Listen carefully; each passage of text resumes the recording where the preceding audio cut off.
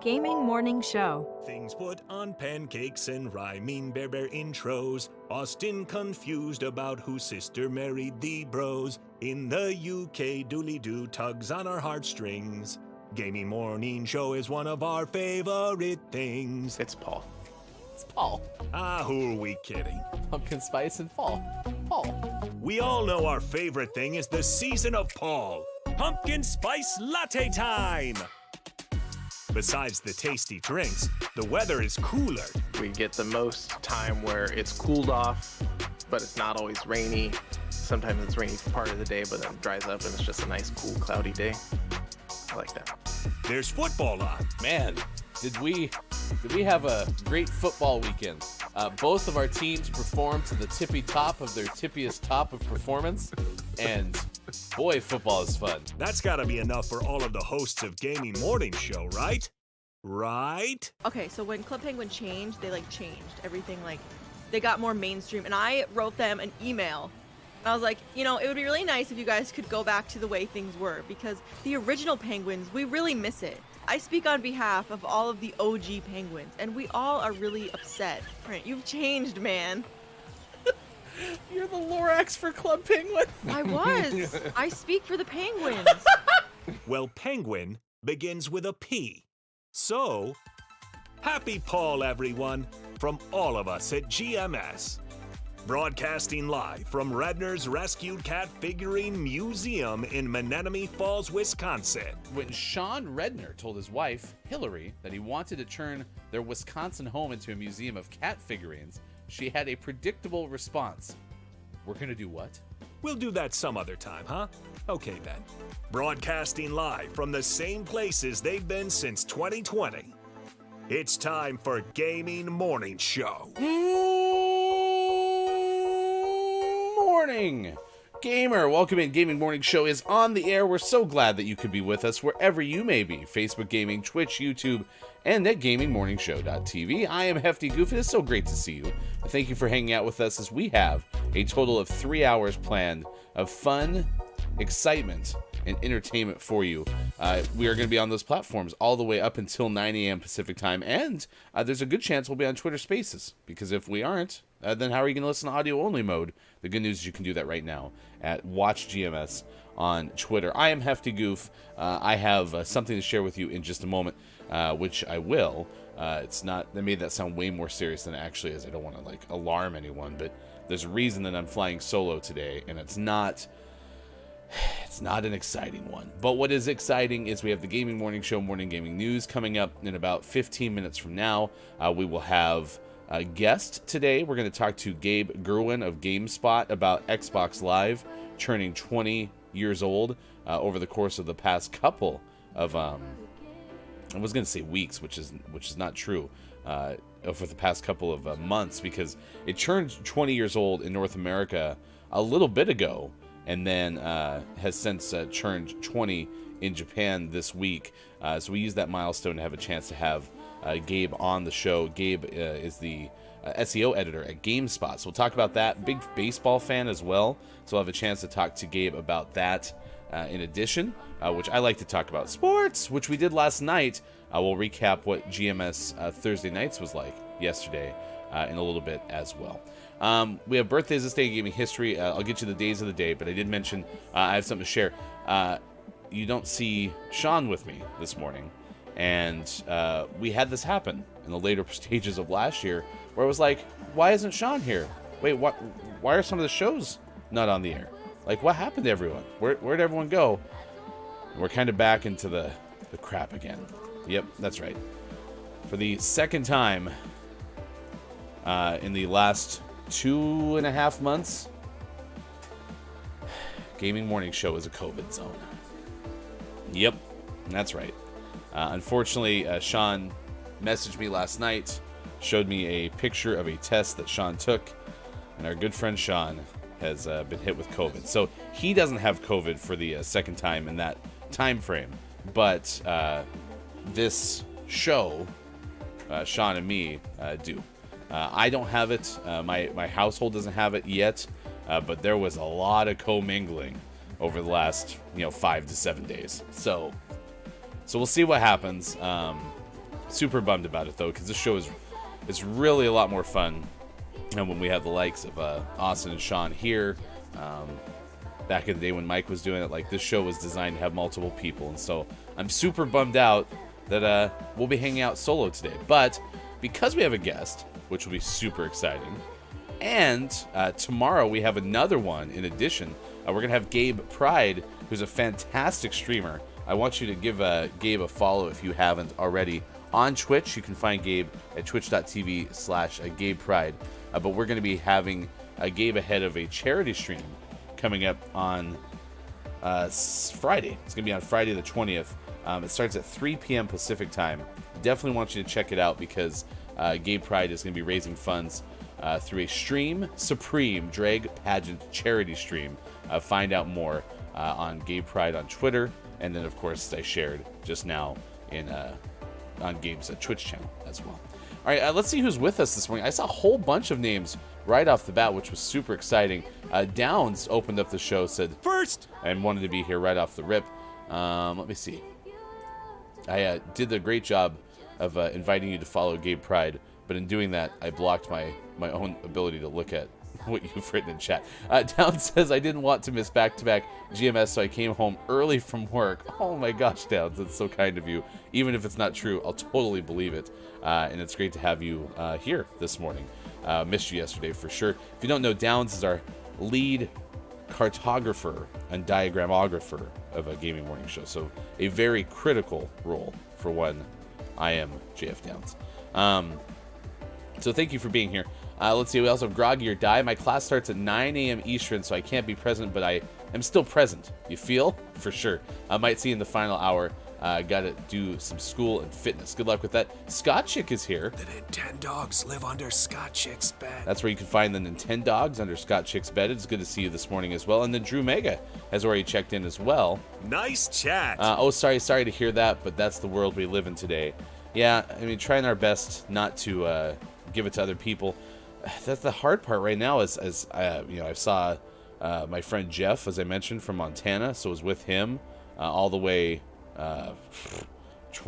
probably over 24 hours, and so that's the hard part for me. Is it's just so easy to spread, and now we have to let everyone know who we are with, and hopefully they don't get sick. Hopefully, my antibodies are still strong. You're told 3 months or so after you get COVID that you're less likely to get COVID. I hope that that's the case, right? I don't want it again, but yeah, it's a worrisome thing, and it's kind of a bummer. So much commingling. There was a Scott Chick. I mean, we spent so much time together the last week.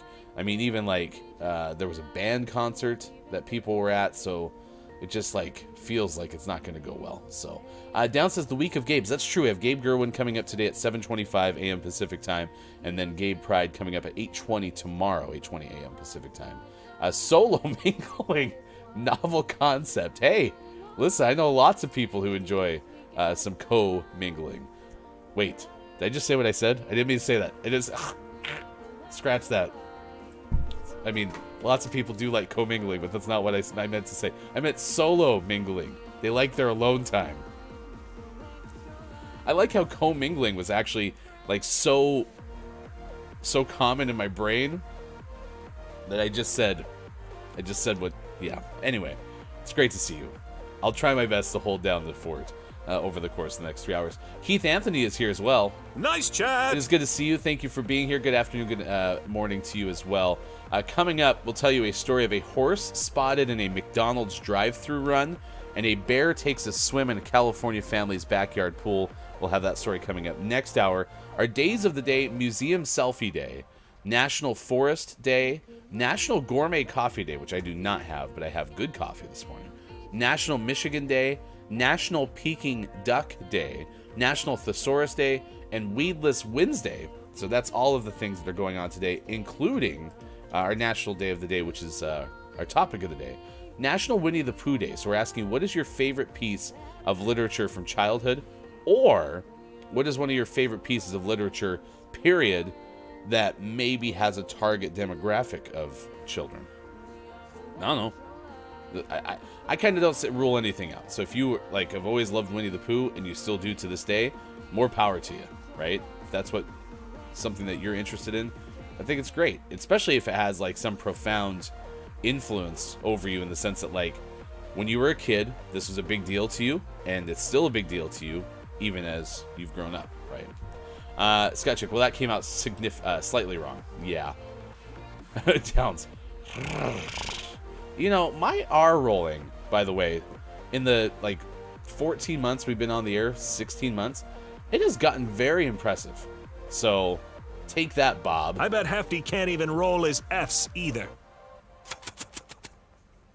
Good morning to Link. It is good to see you. Watch Link making some PNG tuber imagery yesterday. So that was pretty fun.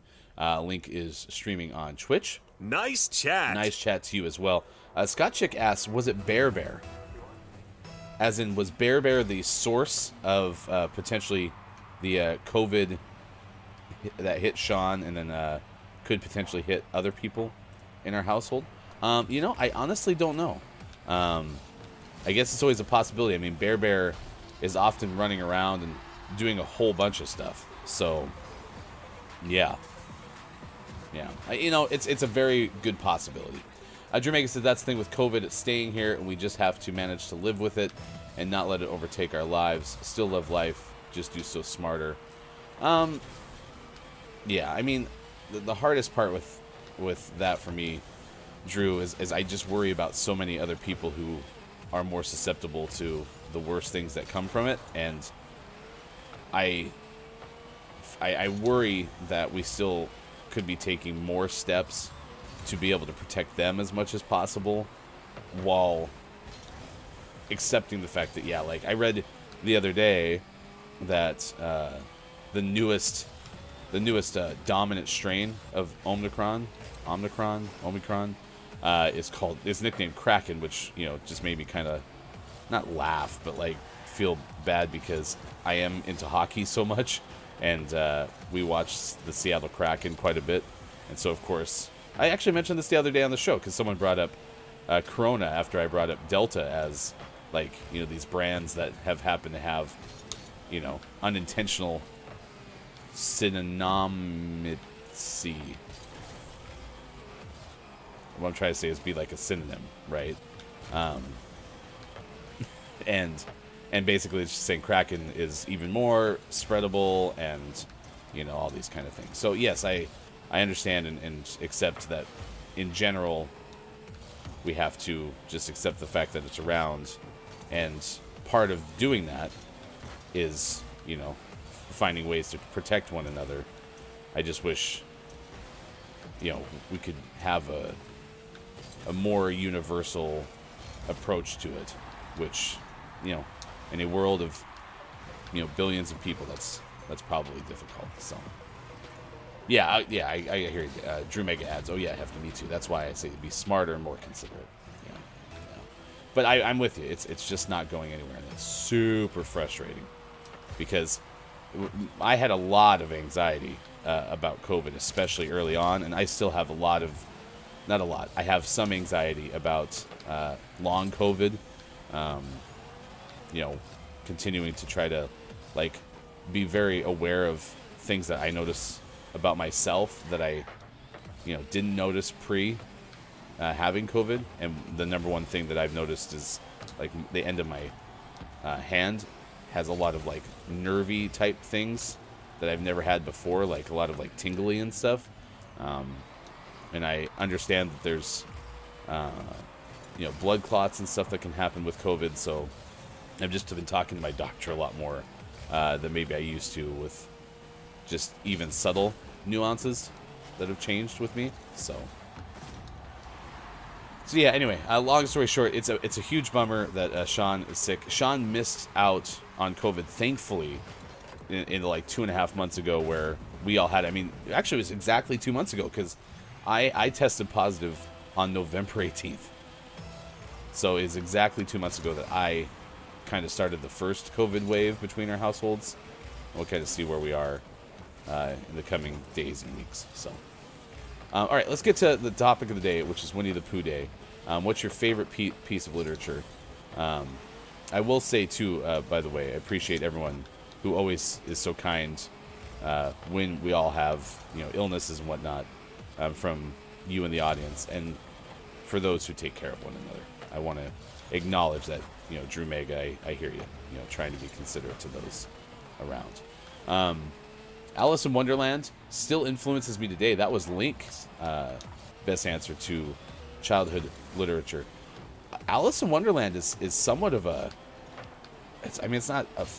blind spot's probably not fair, because I definitely, know about Alice in Wonderland. I've definitely watched the Disney movie, and I think I've even read one of the books. So I understand the premise and definitely have consumed Alice in Wonderland, but I don't remember it vividly. There's certain references. The other day, didn't we have Tom Hatter and Mad Hatter on the show? Someone brought those up. I didn't know that Tom Hatter was the Hatter that didn't go mad. So do I have that right? So yeah, I don't have a lot of vivid knowledge of Alice in Wonderland. So that would be one where if you have anything to add to the conversation about why that's had such a big influence, always open to hear. Scott Chick says, Kipper the dog from Little Childhood, the Alex Rider series by Anthony Horowitz, is my preteen childhood. Still love Winnie the Pooh.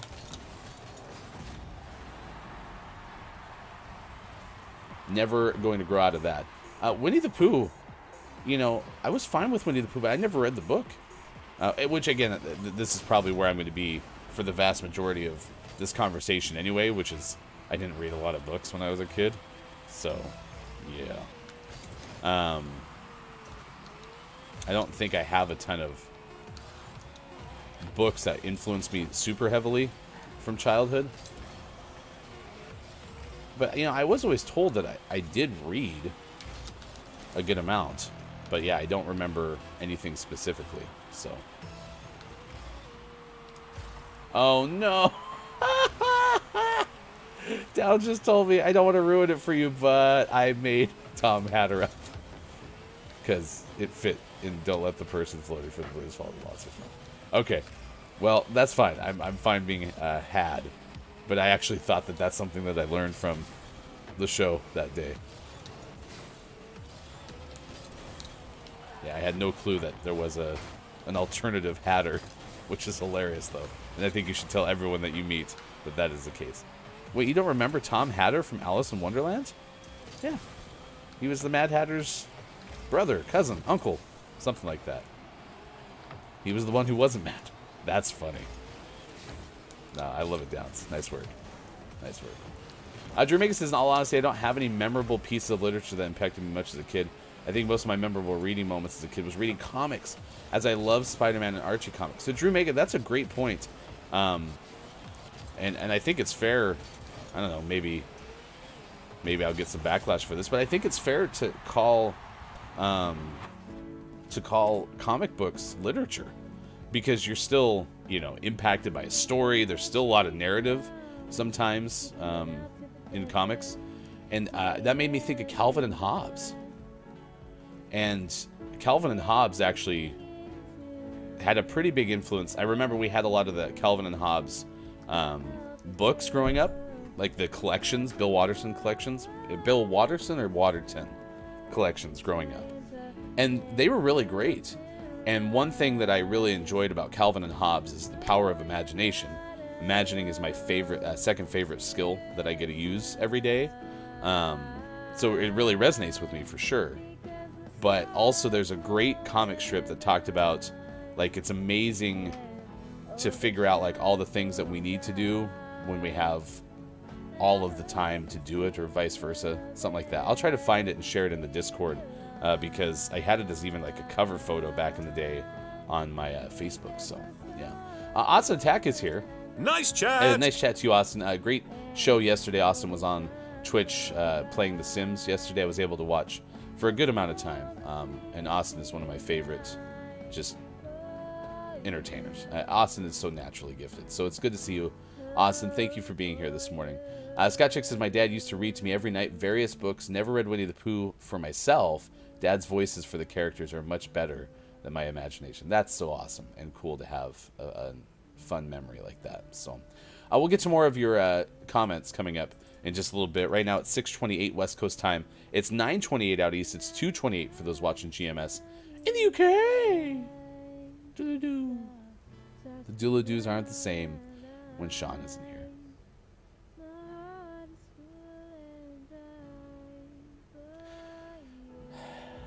Let's get the news. Here's hashtag video game expert Sean. It's not really. It's Hefty Goof with a Sean puppet about to be on the screen. But this is your gaming morning show, Morning Gaming News. I still like this time because I get to be off camera for a moment. This is where I can blow my nose usually. Do a whole bunch of typing in the background. But then I see his red shirt and his red polo and I get all sad. Come back, Sean. Don't be sick.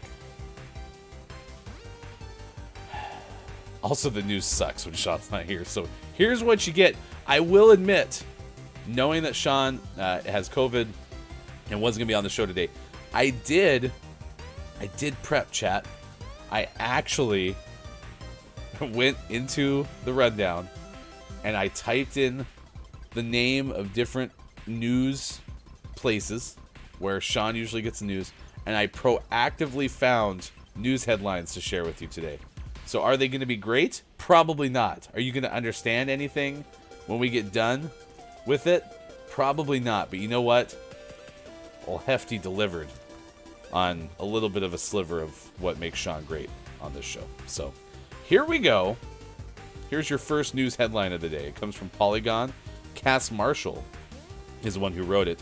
And it talks about Sims news. So Austin, since Austin is our resident Sims expert, feel free to share anything you know about this. Cass Marshall reports The Sims 4 is getting new micro content for skivvies and your privy. These kits focus on small-scale niche parts of a Sim's life. In this case, their underwear and stuff they keep around their bathroom. It's the Symptomates collection and the bathroom clutter kit. That is a great name. Symptomates. The intimates for your Sims.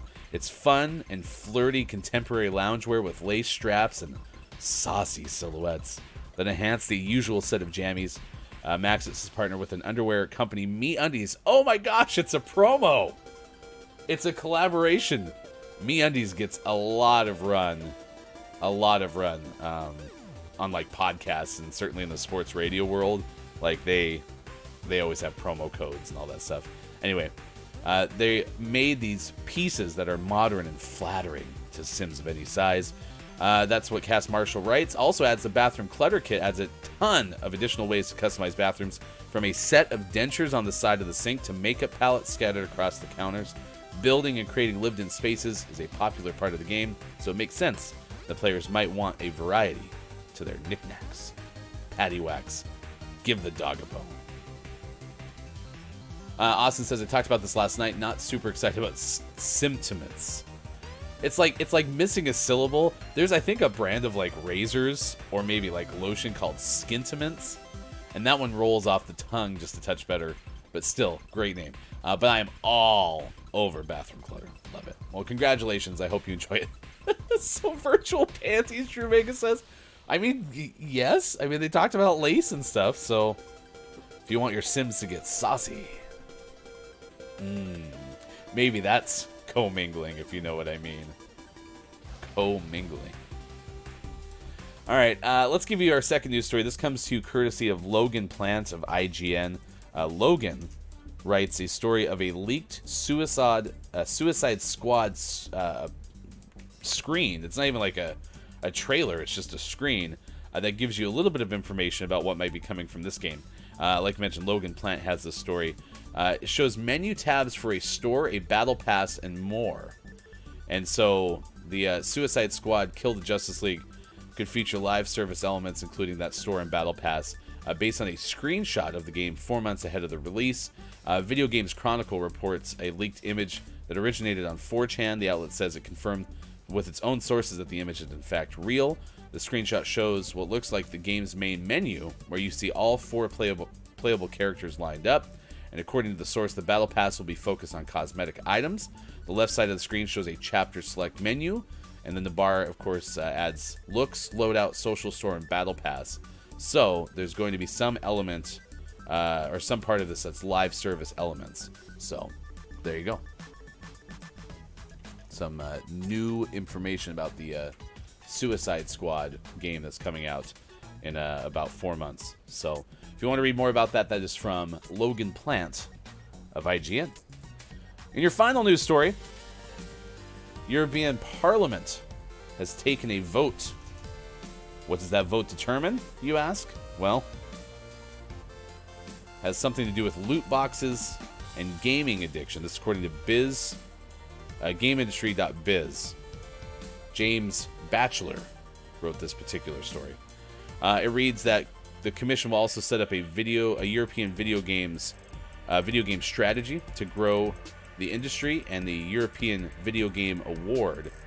There's some stories in here about farming, some other things.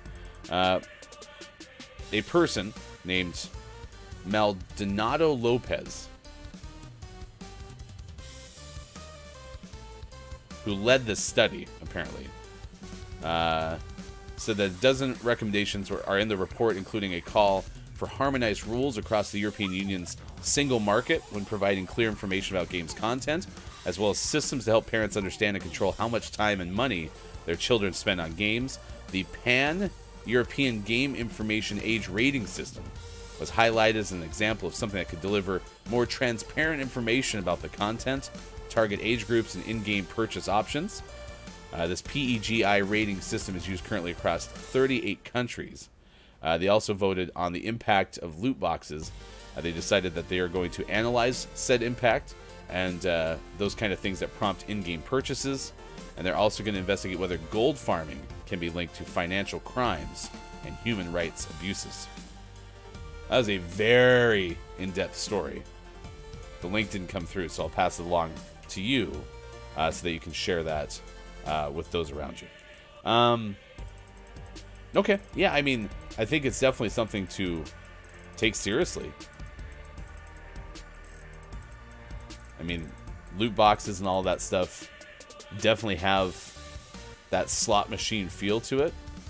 And so as more and more people are being asked to spend money in game, you know, my opinion on it is it makes sense to at least try to figure out if there's a way to protect people from overstepping the amount of money that they spend in those games. So something to keep mindful of. All right, what is out today? Well, I can tell you, definitely not fried chicken. Steam Early Access, that is out today for PC. Grey's Counter GM for PC, Switch, PS4 and 5, Xbox One, and Xbox Series X is also out today. Scrap Games is out today for PC. The Bad Kids is out today for PC. And Wings of Blue Star is out today for Switch, Xbox One, and Xbox Series X. And there you go. That is your gaming morning show, morning gaming news for this day, the 18th of January, 2023. Thank you for being here. Truly, truly appreciate it. I am Hefty Goof. Sean is out with COVID, so we'll see Sean when we see Sean down by the Seashon shore. So there you go. Good morning and nice chat to Look It's Mike. Oh, it is good to see you this morning. Nice chat. Says loot boxes are scams. Yeah, I mean, I could see them going down the slippery slope, right? Just like gambling can. I mean, I was someone who, when I was in early jobs where I didn't realize how much money I was making, and I thought like money was infinite, right? Yeah, it was tough to set limits, and so having been somebody who's my whole personality is fairly prone to addiction. And my family has a history of addictive behavior, and so as a result, like, yeah, anything that can curb what would be, if I had access to money as a kid and being able to pump that into the machine, like that could be a good thing, right? Downs EU tough on loot boxes too. It'll be interesting what they finalize. Yeah, that's a story from GameIndustry.biz that caught my attention this morning. So, Maiko says Sean has COVID again, 3rd time's a charm. Sean, this is the first time Sean's tested positive for COVID. We lost Sean about 2 months ago because the studio in which he is, in which he lived, the person who was in that studio living there had COVID, and so they were trying to keep everyone else from getting it. And then long time ago, back when my wife got it and my daughter got it, Sean didn't ever test positive, but did have a lot of the symptoms. So definitely should be a second hit, but we'll see. Link says, I'm waiting for my PC. I want it so bad. Good luck with that. You lost Sean? Yeah. I haven't found him. I'll keep looking. So Tal just said, did you check the last place you had him? It is one of my least favorite phrases of all time. Did you check the last place you have him? That absolutely drives me nuts. That's a pet peeve of mine. Because, yes, I did. I looked where I last had them. Or I had it. And it's not there. So last night, for example, we had GMS Tuesday nights, which was super fun. We were going to play Lego Brawls. We couldn't because Fulfillment misplaced the cartridge that we had shipped to us like about a month and a half ago. Fulfillment looked all over the place trying to fix their mistake, including looking in the last place that they had it. But we couldn't find it. So we ended up playing Mario Strikers Battle League, which was super fun. But GMS Sports is kind of designed to be the sports radio show that I always wanted to do, which is one where you don't have to be a host and then know everything, and instead you can like look things up together. So we were pulling up pictures of old uniforms for places, and we were looking at the scoreboard and seeing who's leading the NBA in scoring. U.S. women's national team played yesterday, so it was super fun, and I'm excited to do it again. Next week, pending Sean's house's health, we'll have a GMS Plays Live with a God of War Ragnarok, so pretty excited about that. And Link says, you need a mom to look for you. I have a mom in my house, and she also helped me look and couldn't find it. Austin says, maybe the cartridge is with Sean.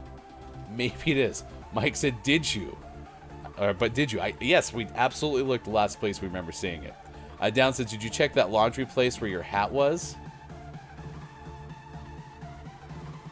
I mean, Downs has a good point. I did lose my UK hat, and my wife eventually found it, so there you go.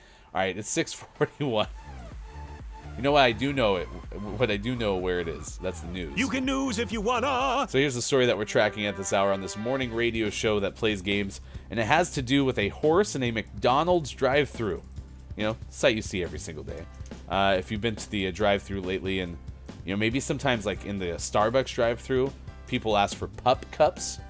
Well, this person didn't need to do that, but they did have a horse in their back seat. This is from Ben Hooper of UPI. And the story talks about how a visitor to a McDonald's fast food restaurant in Australia captured the unusual sight, that sight being a horse in the back seat of the car. They were just going through the McDonald's drive-thru, and there's this horse hanging out in the back seat. The person posted a video on TikTok showing the surprising scene outside the eatery in New South Wales. The video shows the person briefly converse with the driver of the car, who explains that the horse is, quote, excited for his ice cream. Don't worry about it. We're just getting some ice cream. How big was this horse? How big was this car? Guess I should watch the video. You can. We provided the link. The person said in the post that it was, quote, only in Australia, quote, unquote, encounter.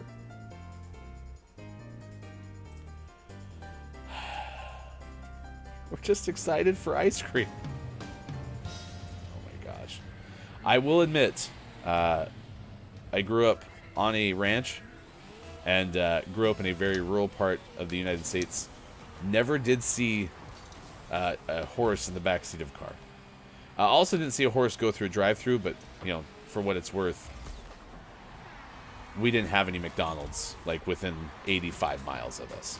At least not one that had a drive-through. So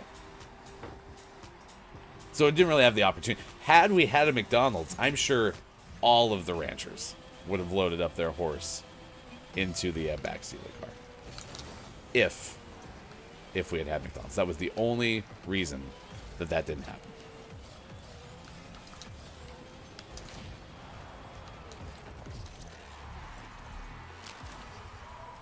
Lucas Maiko offered to mail Maiko's deceased mom to me. No, it's okay. I appreciate you offering. That's very kind of you. But no, I will persevere with the moms on staff already. It was so frustrating. I mean, I looked everywhere. Out here we have like some tables that we use for like, you know, crafts and stuff that we have to do in the garage, and those are right next to my studio desk. And so sometimes things can like fall in between, you know, the closed table or whatever. I tore that all apart. I found some spiders. If anyone was in need of some spiders, just let me know, because I found some of those. I thought it was maybe in my car, because what I remember about when the GameFly cartridge showed up, I was like, oh, this one's for me, not for the kids, because, you know, most of the Switch games that show up are for the kids. But we were going to use it for specifically for GMS Tuesday nights, and so I had that set aside for me. And then if, you know, after we used it, the kids wanted to play it, they could. But you know, that was months ago, so clearly I've misplaced it a long time ago. I needed to look for it. So yeah. I haven't heard the word cartridge in a very long time. So this is the thing, like, if GameFly could find a way where they could rent digital games, I would be much more on board with that. Like, I love GameFly. My GameFly experience has been super good. Game Fanatics contributor Joel, who goes by Voices Carry on Twitch, was tweeting out yesterday about how, like, busy of a year GameFly is going to make them from a video game perspective. And, like, it totally resonates, because I love the fact that you, like, especially for my kids, that you can play, you know, they can play a game for X amount of time, and then when they're done with it, we send it back. Like, we don't have to have this endless library. And it's even worked well where one of my kids is like, I want that game that we had a while ago, so we just dial it back up. It works great. And then especially for this show, where I'm only going to play Lego Brawls or F1 Manager maybe one time, I don't have to have the expense of, you know, owning all these games. So yeah, it's worked out well for sure. Maiko says, I hated GameFly. They never send me the new games. Well, if my experience is based on anything, they do now for sure. So yeah, I've had games that are out maybe, well, and they also have Game Lock now too. So with that, you're guaranteed a copy of a game that comes out. So that works. So if you put it into your queue and you lock it, then you're going to get it no matter what. And there's one version of their subscriptions too where you can do that 7 days out. So, well, I don't have a system, so it wouldn't help me now. But see, it would be nice if they could do PC games, but that's my point. Like, if you could find a way to have like a downloadable version that when you install it, you have to put like a game key in that, you know, the moment you send your license back. Because, you know, now that I think about it, that might be possible if they wanted to do it. Because back when I worked in like higher education, the library on campus could loan out licenses for learning software. Like lynda.com, I think, was a education type website where you could learn Photoshop and stuff like that. Might still be, for all I know. And with that, you could loan out a license, and then when your time was up with the license, you know, they would take it back, and you couldn't continue to access the content. So maybe there's some sort of means where they could do that, but clearly not now. Look at Smeko says driver's license. Yeah, so they would hold your driver's license for weeks at a time. It was great, learned Photoshop, but couldn't drive.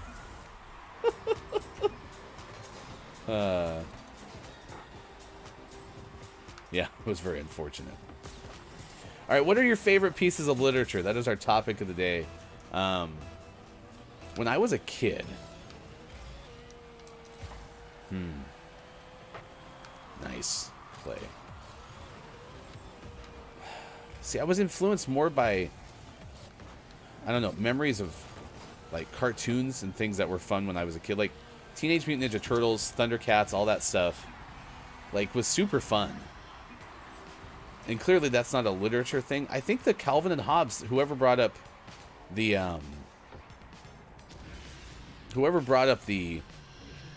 idea of comics, I think it was Drew Mega. I think that's a great call, because I'll try to find the Calvin and Hobbes piece.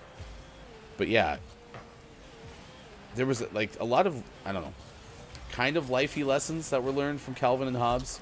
And certainly now looking back as a parent, like I could see how that comic was pretty popular with parents back in the day. Maiko says, do comic books count as literature? I read a lot of those. I do think so. Especially when you're a kid. And now having done the show for so long and met so many people who, as you know, we do a show focused around video games, and understanding how many people who like video games tend to like comic books. That's something that, like, I've learned in some of the people that I've met doing this, is how many people really enjoy comic books. And yeah, if there's a crossover there that I missed out on as a kid, yeah, I think comic books absolutely. I mean, listen, 7th grade, I remember we had a class reading and writing, and we had so many books that we had to read, of which I had so little interest. The only book that I found kind of interesting that I remember from like the reading and writing era, middle school, was Fahrenheit 451. And like, I've definitely been interested in movies that portray like a dystopian future, which clearly Fahrenheit 451 does, where books are banned, right? Interesting concept. So I remember that book, and I genuinely enjoyed reading it, whereas a lot of the other books that we had to read during reading and writing class were so just not fun. So I just did the bare minimum to get through that class. But I didn't like reading as a kid. And I think that was a concentration thing too, is, you know, I was one of those readers who, you know, will take in like 4 sentences, and then those sentences will make me think of something, and so then I'll be thinking of the something, but still reading, and then before I know it, I haven't read anything that's been on the last like 5 pages. It's very frustrating. Comic books were better. Comic books were better for me focusing. I could actually finish a whole comic strip. And for what it's worth, like the Sunday comics were super fun too. But I also read the newspaper a lot as a kid, so maybe that's another area where if you know, got ready for school and were reading, you know, a book that you're really into or something like that, I was busy reading the paper. I read a lot of the sports page. Austin texted, I never did comic books. Yeah, I had a few. I remember specifically I had a Thundercats comic book, but like I wasn't collecting them. And even like comic books felt a little bit too long form for me. So in that respect, you know, there were some better options. So all right, we're up 1 with 11 seconds to go. We got birthdays coming up after this. Gabe Gerwin, we're going to talk to the SEO editor for GameSpot, coming up at 7:25 this morning. Might talk a little baseball with Gabe, just depends on how much time we have, as Gabe is a big baseball fan as well. But we're going to talk about Xbox Live and its influence on online gameplay. So we'll have that coming up at 7:25 this morning. It's 6:52 right now, 9:52 out east. It is 2:52 for those watching GMS in the afternoon. I can still hear his dooley-doo voice off in the distance. It's like Sean's still here. We mentioned tomorrow at 8:20 a.m. Pacific time, we're going to play 5 questions with Gabe Pride, who's doing a charity stream coming up at 3 p.m. Pacific time on Friday. And then you can also find the Monsters and Friends podcast, which is available from Look It's Maiko. Mythics, Cryptids, and Lore. Nope, that's not right. Legends, Cryptids, Legends, and Lore. There we go. I think that's right. That's the tagline. It was the Loch Ness Monster. You can find it wherever podcasts are available. Austin says, I was a huge Shel Silverstein fan. I have a Giving Tree tattoo. I mean, I'm still a fan of him, but I checked his books out of the library every week. That's a good call. I do remember that author, Shel Silverstein. That was Where the Sidewalk Ends. I remember that one quite a bit. Boxcar Children, too. I did read some of those books. Those books were all over the place. I think we had a set of Boxcar Children books, but I didn't clearly read those. But I did read Shel Silverstein. My sister was into Shel. So, Magic Tree House, no clue what that is. So not familiar with that one, but yeah, I mean, listen, always curious what makes people interested in what they're interested in. And this is all sparked because today is National Winnie the Pooh Day. So coming up next hour, we'll share some Winnie the Pooh facts with you as well. Right now, it's time for birthdays this day in gaming history. If you have a birthday to celebrate, please let us know because we would like to celebrate with you. I will mention that we had a few random people's birthdays, like my old chiropractor the other day from The Thing has a birthday. So if you do have somebody who you want to wish a happy birthday to, please let us know. Today, celebrity birthdays wise, it is actor and director Kevin Costner's 68th birthday. Nice. No, 68th, Bob. 68th birthday. So not quite there yet for Kevin Costner. Best Kevin Costner movie? Never saw Robin Hood. I'm not watching Yellowstone. Never saw Dances with Wolves. Never saw Waterworld. Probably Tin Cup. Oh, no. Yeah, look, it's Mike O. Field of Dreams. Yeah, Field of Dreams. Field of Dreams, slightly ahead of Tin Cup. Fun fact for Kevin Costner, again, actor and director, turned 68, appears as host and narrator for a new series honoring Yellowstone National Park's 150th anniversary.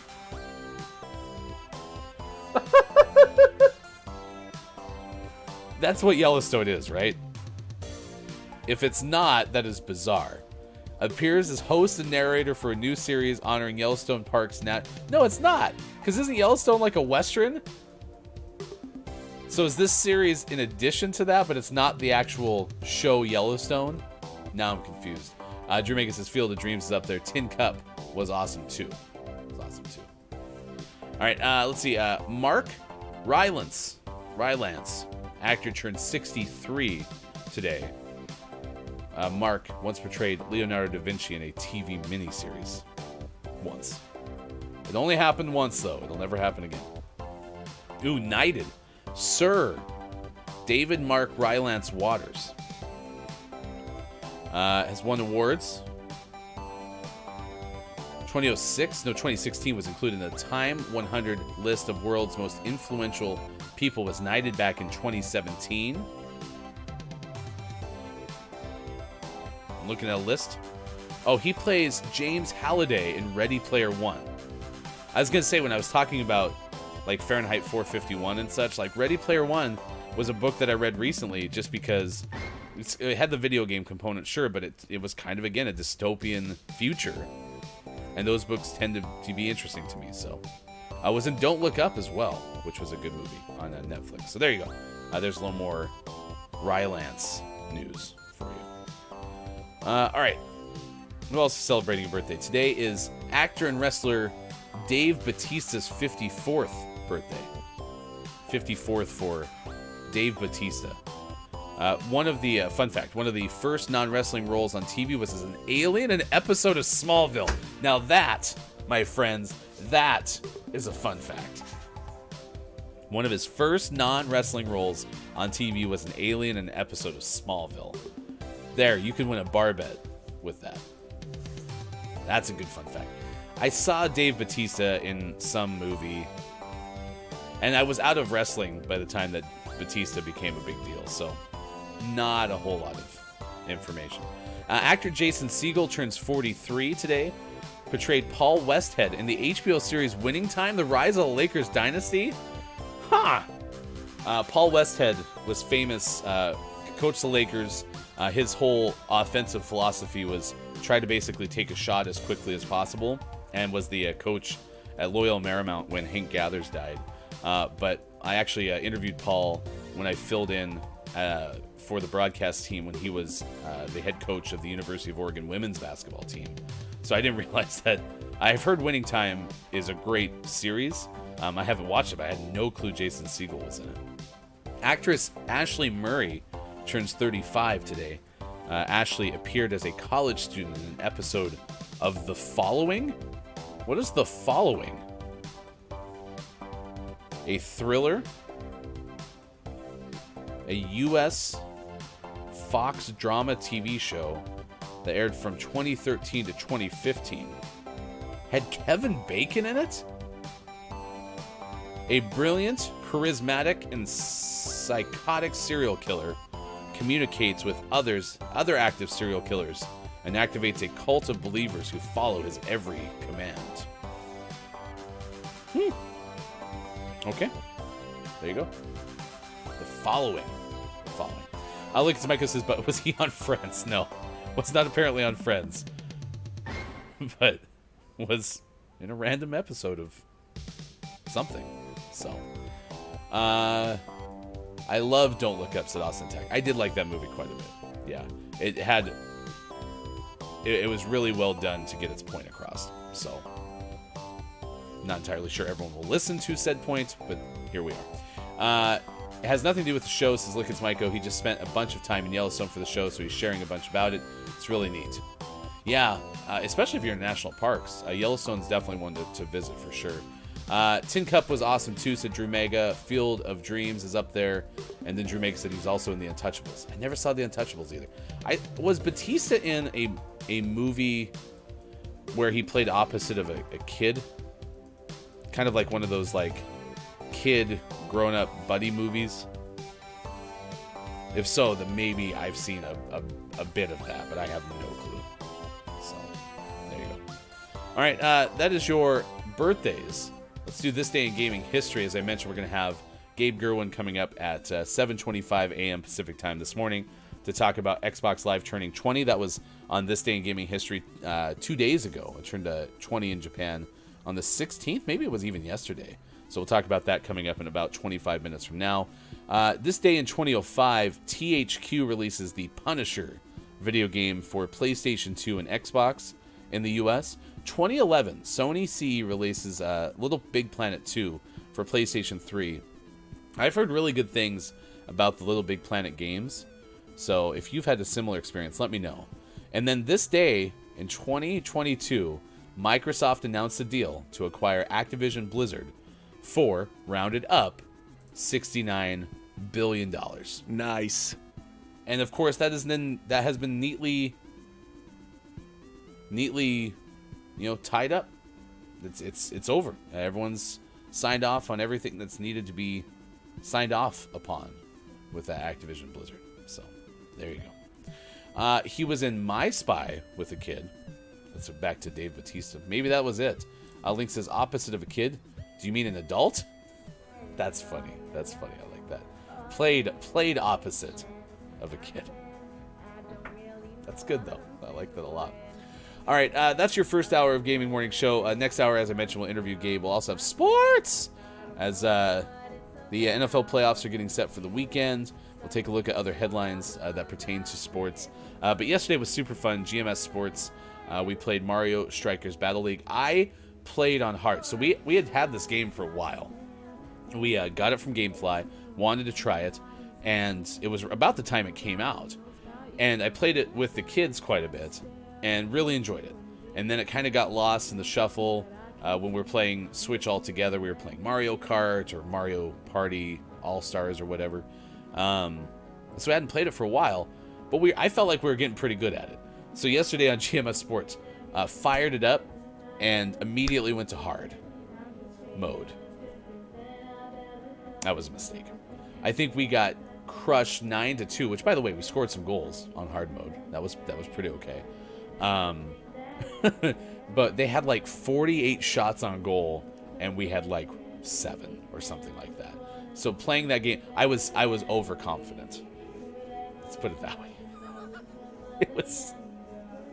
It was a lot harder than I wanted it to be. Next hour, we'll tell you more facts about Winnie the Pooh. What's your favorite piece of childhood literature, or something that resonates with you from childhood. Let us know. I'll try to find more of the Calvin and Hobbes things that I have kind of somewhere in one of my like treasure troves of stuff on the internet, Facebook and such, and share that with you coming up next hour as well. It's Gaming Morning Show, and it is Wednesday, January 18th, 2023. Thank you for being here. We'll come back with more on Facebook Gaming, Twitch, YouTube, GamingMorningShow.tv.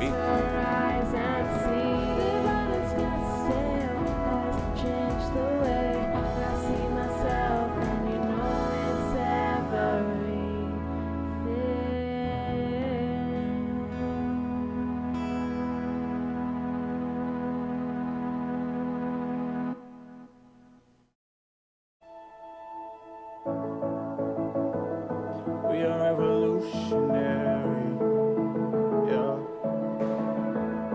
You can't stop us now.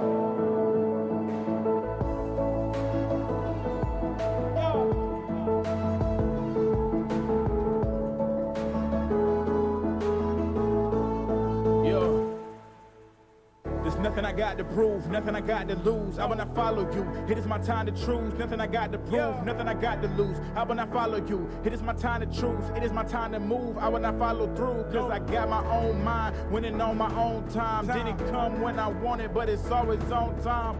I'ma go and get it, and it's all part of my vision. Then I'ma show everyone I can make it. I'm different. You can't stop what you can't see. No more chains, yeah, I'm truly free. I pay my dues, it ain't come cheap. No more chains on me, you can't hold me down. You can't hold me down. You can't hold me down. You can't hold me down. Yeah, no more, no more, no more. No more, no more, no more. No more, no more, no more. No more, no more, no more. You can't hold me. Look at where I came from. I can never fall back to the same ones. Only good vibes now, but the hard times is what we raised from. Turn to the ambition we are made from. We don't run, we don't fall, we don't stop, we don't fail. We take all our doubts, the dark clouds, and we still prevail. Raise a fist to the sky, a solution's there. And we stand for the dreamers, a revolution's here. You cannot stop us. You cannot stop us. There's nothing you can do now. Just watch. There's nothing you can do now. Just watch. It's a revolution. It's a revolution. Yeah. You cannot stop us. There's nothing you can do now. A revolution. Yeah. You can stop what you can't see. No more chains, yeah, I'm truly free. I pay my dues, it ain't come cheap. No more chains on me, you can't hold me down. You can't hold me down. You won't hold us down. You can't hold us down. Yeah, no more, no more, no more. No more, no more, no more. No more, no more, no more. No more, no more, no more. Yeah, you can't hold us down. Yo, we gon' hold it down. Hold it down, yeah. You can't hold us down. Hold it down, yeah. We gon' hold it down. Yeah.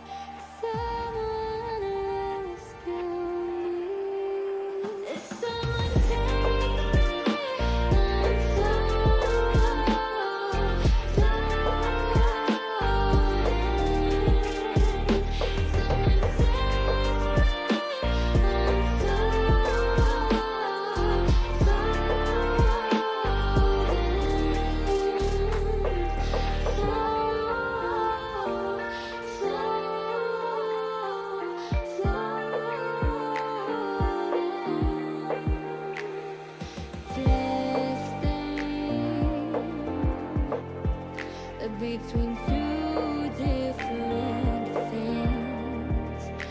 Yeah, I'm thinking too much, I'm bursting at the seams. Tell me I'm not lost out at sea. Tell me they are listening to me, feeling misplaced. Someone rescue me. Someone rescue me. Someone take me. I'm floating.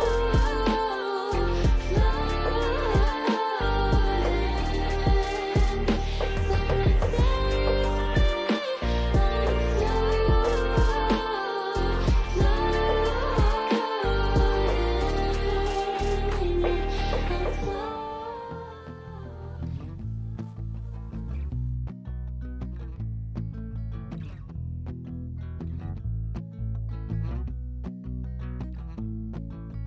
Tell your friends, tell your mom, Gaming Morning Show is on 6 to 9 a.m. Pacific. If you wanna get specific, come Monday through Friday and sometimes after dark. A daily theme with a question mark. We got gaming news and sports and Bob, Hefty, Austin, Mike, and Sean, the heartthrob. I couldn't imagine any other place to go than to start the day with the Gaming Morning Show.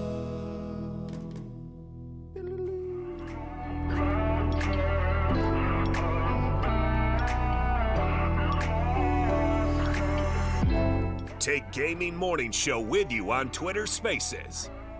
Find us at Watch GMS on Twitter and listen while scrolling your feed.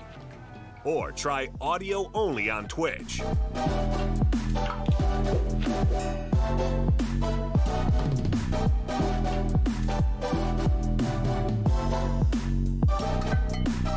Coming up on Gaming Morning Show, today's interview and sports.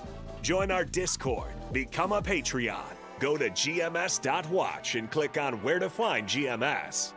Time for hour number 2, right now.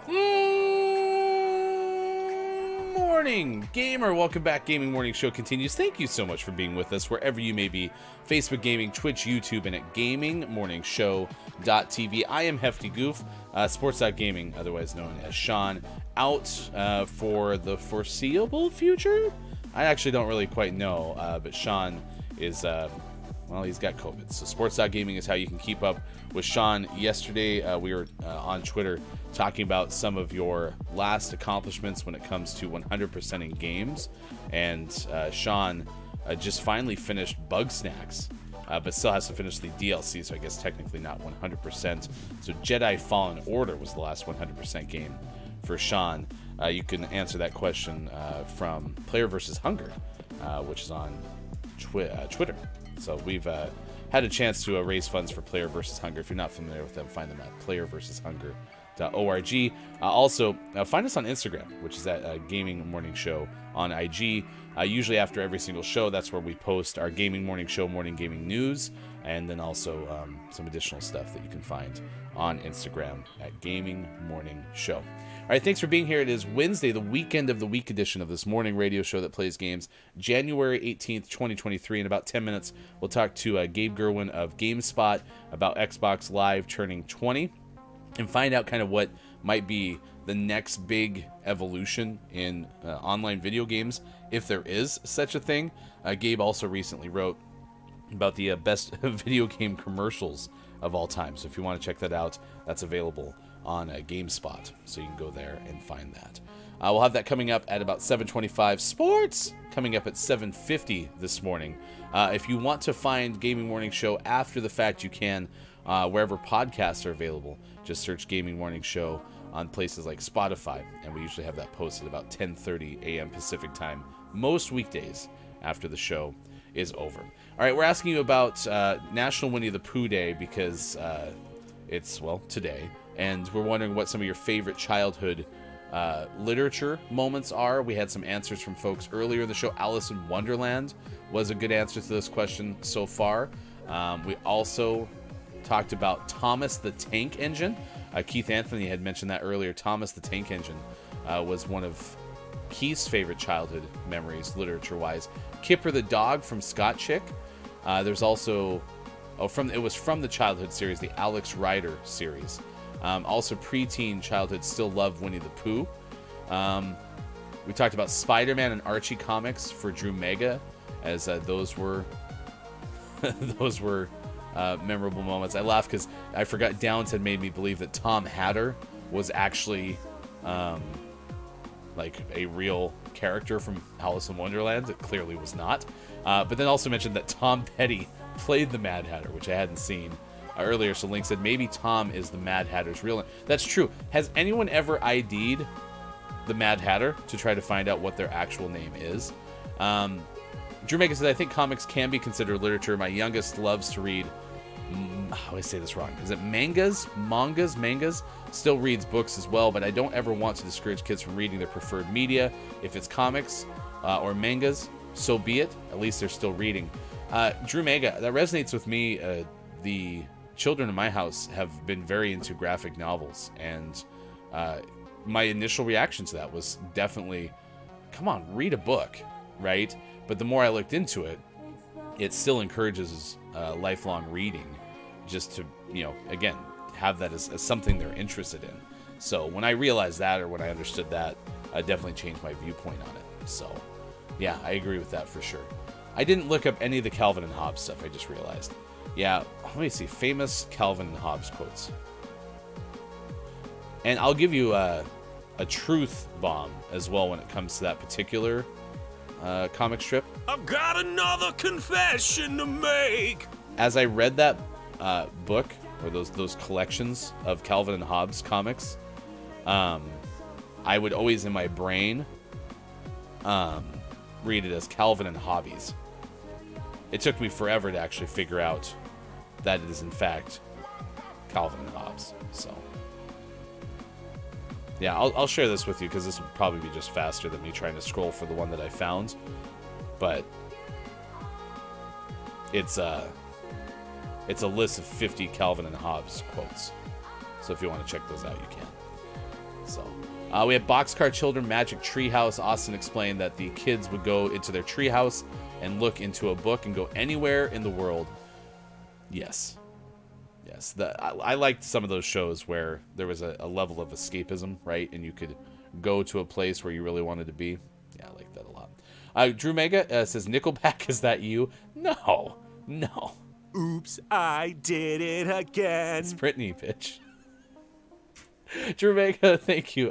Quiet I'm Gaming, nice chat to you. It's good to see you this morning.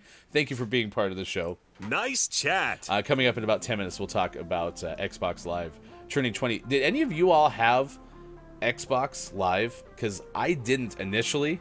Well, technically, I never did. I never had an online gameplay means, basically, until I got a PlayStation 3. And then I started to play Call of Duty with friends online.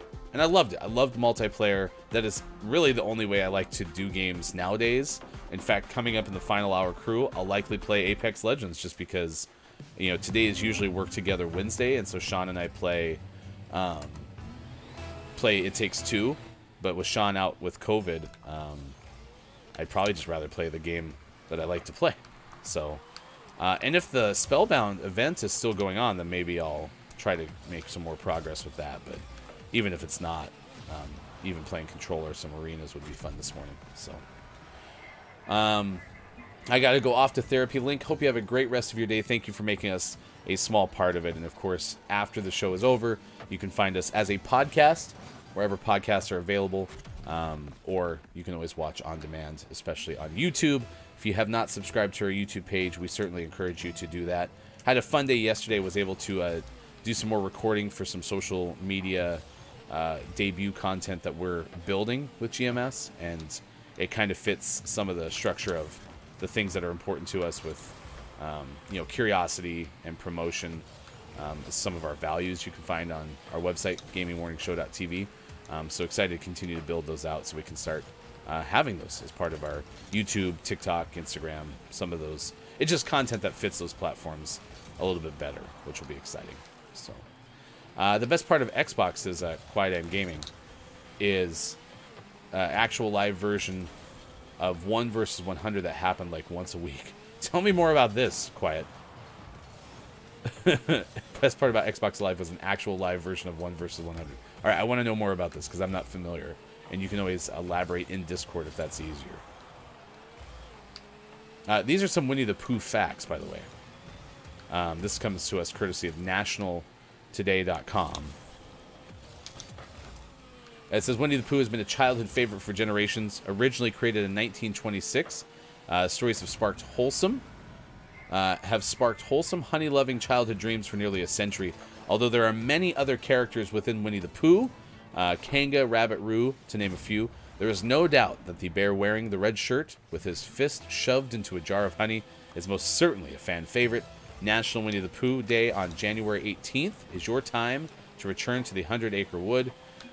There's also apparently some interesting facts about Winnie the Pooh involving a penguin, whether or not Winnie the Pooh was a real bear, and whether or not it was a true story. So we'll have that coming up for you later on in the show. Some fun facts about Winnie the Pooh.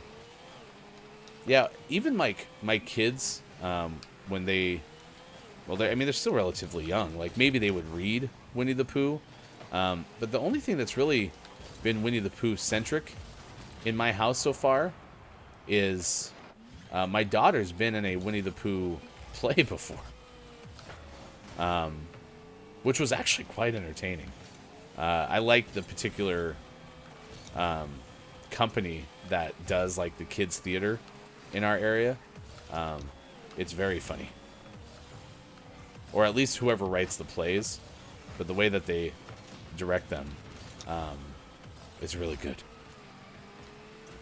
So we didn't get to do that since the pandemic started, but that was a pre-pandemic thing that my daughter would do. There was a 101 Dalmatians one as well. Very entertaining. Very entertaining. So, big fan. Big fan. All right. We're going to play this game of Rocket League, then we're going to talk about Xbox Live. We'll do that in just a little bit as well. Maybe getting some baseball with Gabe in just a little bit too. I mentioned yesterday, but I wanted to double down on this too. I love the air fryer. The air fryer might be the greatest invention of all time. Not only can it cook stuff, as you would want from a kitchen device, but it can reheat things to a degree that I've never had in my life before. And if this can help me enjoy leftovers more, I will be extremely excited because I can't stand microwaved leftovers. I'm definitely not a big fan. Because I always feel like they end up being like not crispy in the microwave, and sometimes it can be chewy. I don't know. It leaves a lot to be desired. But the air fryer, I reheated pizza in the air fryer, 360 degrees, maybe like 3 minutes for a couple of slices of this really yummy pizza I got from a local spot up in Portland, from an Ale Works place that was like caramelized onion, mushroom, and goat cheese. Oh, it was so good. And in the fryer, it was so much better than it would ever be in the microwave. I even tried to be impatient and shortcut the second time I reheated pizza in it yesterday, because we also had some Papa John's left over from a work event, and I enjoyed the pizza that I had from this one place so much. I'm like, I just want more pizza in the air fryer.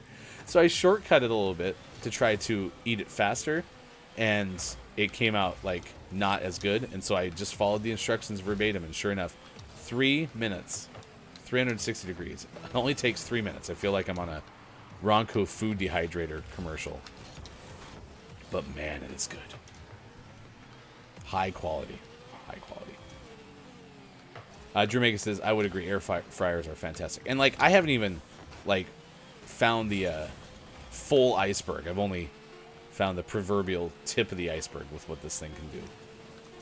But like, reheated pizza now will be one of my favorite things to have. And the other thing I have to still try in the air fryer, which was a long time recommendation from people when I first told them I got an air fryer, is to get do the chicken wings in them. cornstarch. I did carrot fries in the air fryer. Those were really yummy. And those involved cornstarch too. So apparently cornstarch is a must-have when it comes to crispifying things in the air fryer. So if you don't have one yet, certainly have the opportunity to get one, I suppose, and enjoy it alongside me. So thank you for being here. It is 7:24 West Coast time, 10:24 out east, and it is 3:24 for those watching GMS in the UK. Thank you so much for being with us. I am Hefty Goof, Sports.Gaming. Sean is out today. Unfortunately has COVID. Quiet says it was a game version of a trivia show of the same name that aired for a short time, so all 101 people would answer the same trivia questions, but if you were in the 100 and didn't answer the question correctly, you were out. If you were the 1 and get all 100 out, then you win. That sounds amazing. Maybe there will be a revival or something along those lines, which would be super fun. All right, as promised, we're going to get to our interview. Gabe Gerwin from GameSpot coming up next on Gaming Morning Show.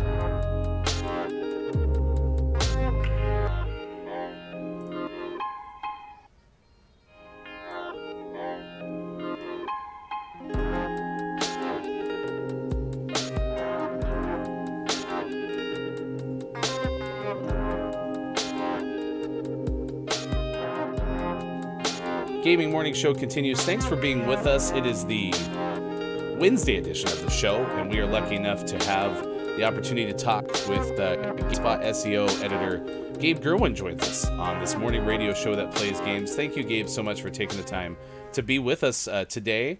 Curious if we can talk a little bit about Xbox Live, because I happened to find you through an article that maybe not necessarily was what you were trying to have be out there, because apparently it was like a co-written article, but I found you were kind enough to agree to come on the show and talk to us a little bit about Xbox Live as it turns 20 this week in Japan, turned 20 last year in the US.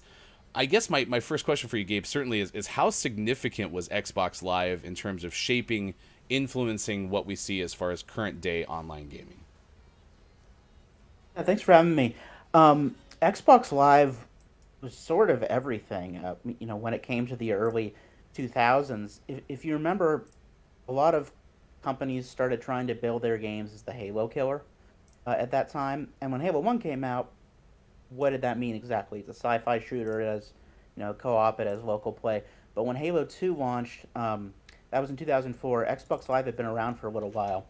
Everyone after that point knew they needed to try to compete with, some sort of online service. And when it came to PS2 and GameCube, there wasn't that much. There were, some modem sort of attachments, but Microsoft really sort of got the ball rolling on everyone making online multiplayer a priority, and obviously we still continue to see that today.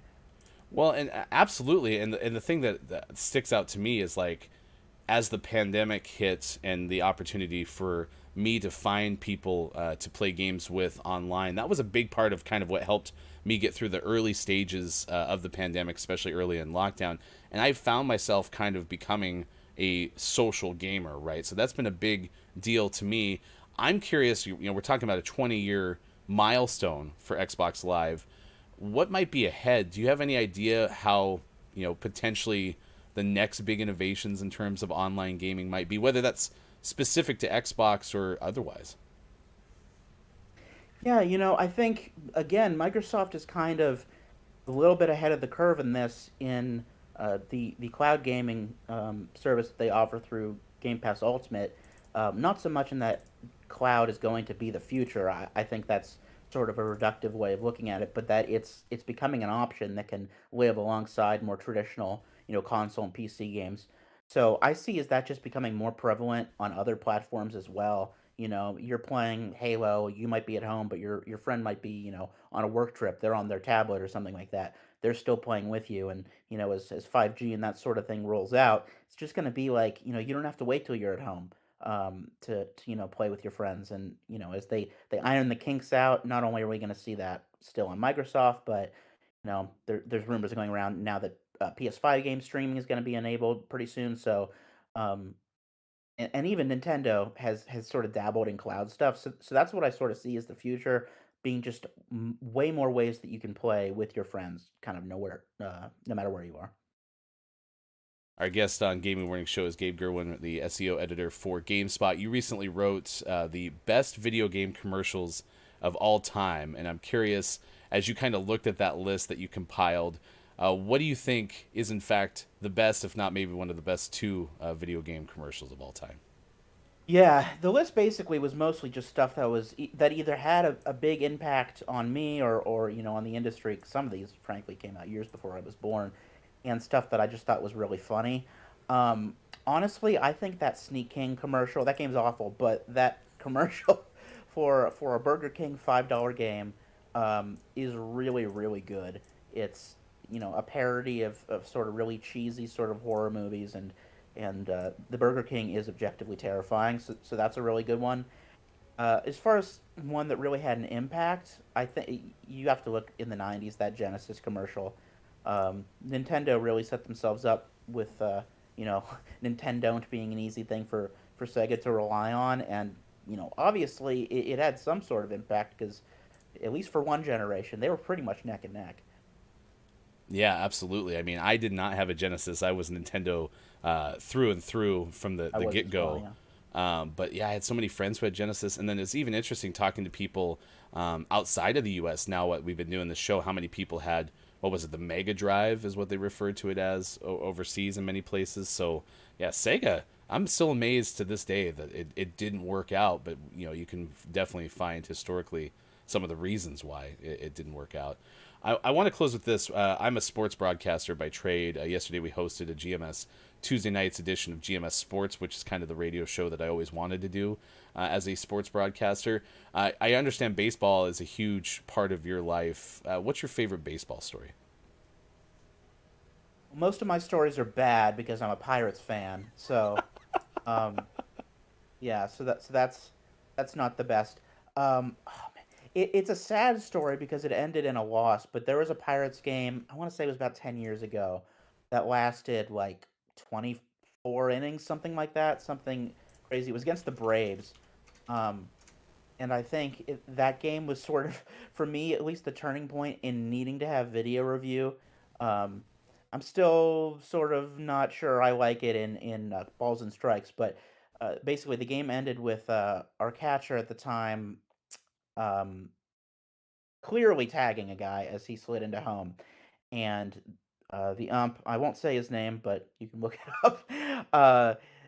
He called him safe, and the game was over, and it probably would have continued for another like 10 innings because no one could make a dent. Our long reliever had already pitched like 6 innings at that point, and he said he was going to go further. So watching that game as a marathon, I think, is one of my favorites. I just wish it would have ended better. Yeah, those games are always a lot more fun when they end up on your side of things. Gabe Gerwin is the SEO editor for GameSpot. You can find Gabe on Twitter at GamingAngelGabe. Thank you so much for spending time with us this morning and giving us some insight into the world of Xbox. Yeah, no problem. Thank you. Absolutely.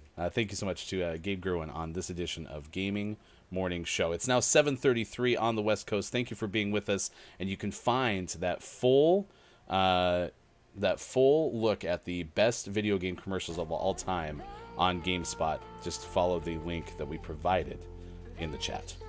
All right, it is 7:33. Thank you so much for being with us. I am Hefty Goof. Coming up tomorrow on the show, we are going to talk to yet another Gabe. This time it'll be Gabe Pride, who'll play 5 Questions GMS with us. Very excited to have somebody that I found pretty early on in the video games world doing this show, and that was Gabe Pride, one of my favorite hosts on the internet, but certainly one of my favorite shout-outs on the internet as well.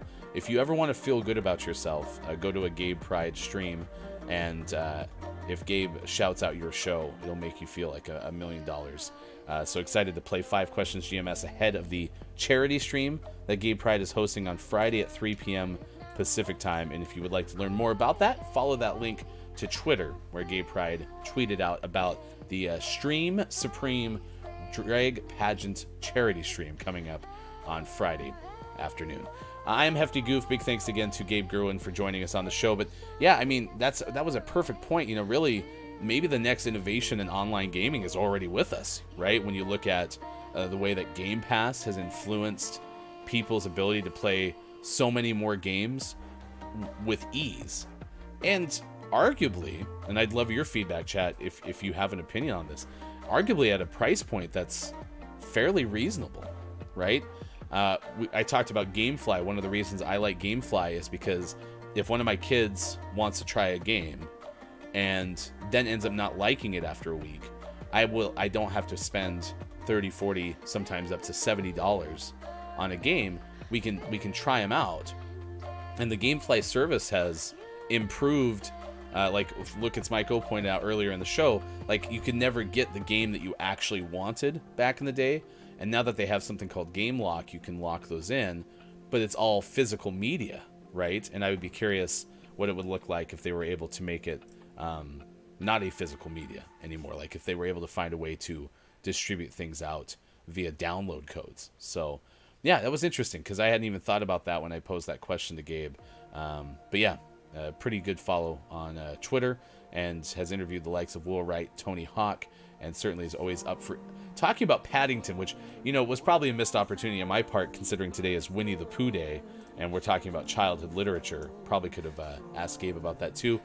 Gabe, if you want to, if you're watching, you can always throw that onto our Twitter, which is at Watch GMS. All right, 7:36. It is good to see you on YouTube this morning. Hamad, thank you so much for stopping by.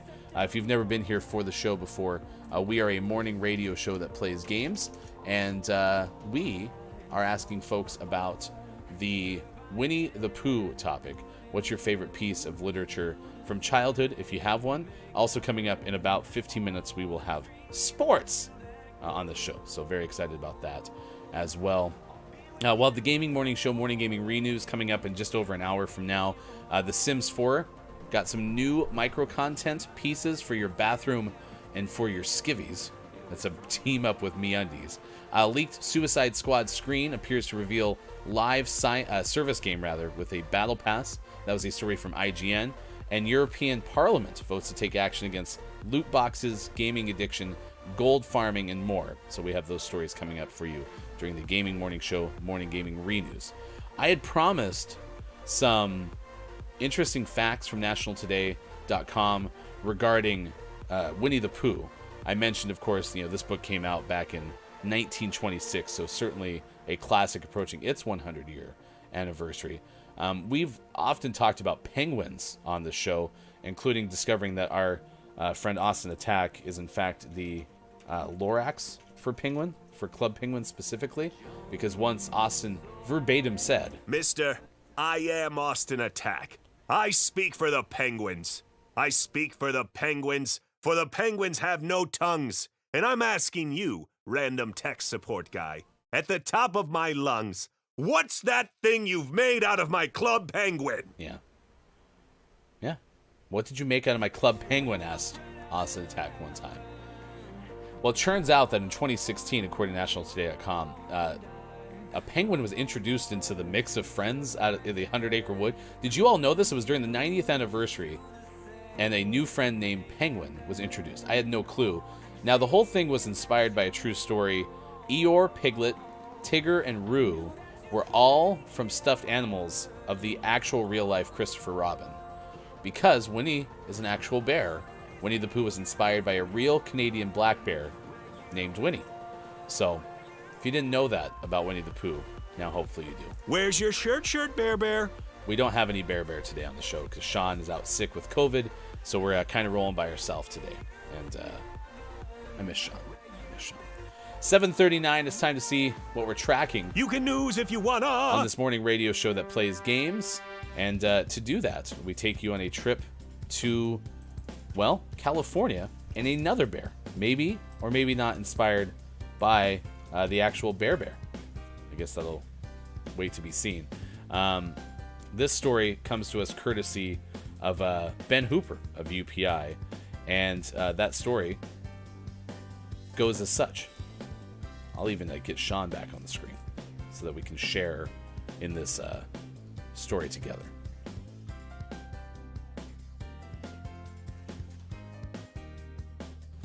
There we go. Hi, Sean. It's good to have you back. What we're tracking at this hour on this morning radio show that plays games, a California bear that takes a swim in a swimming pool.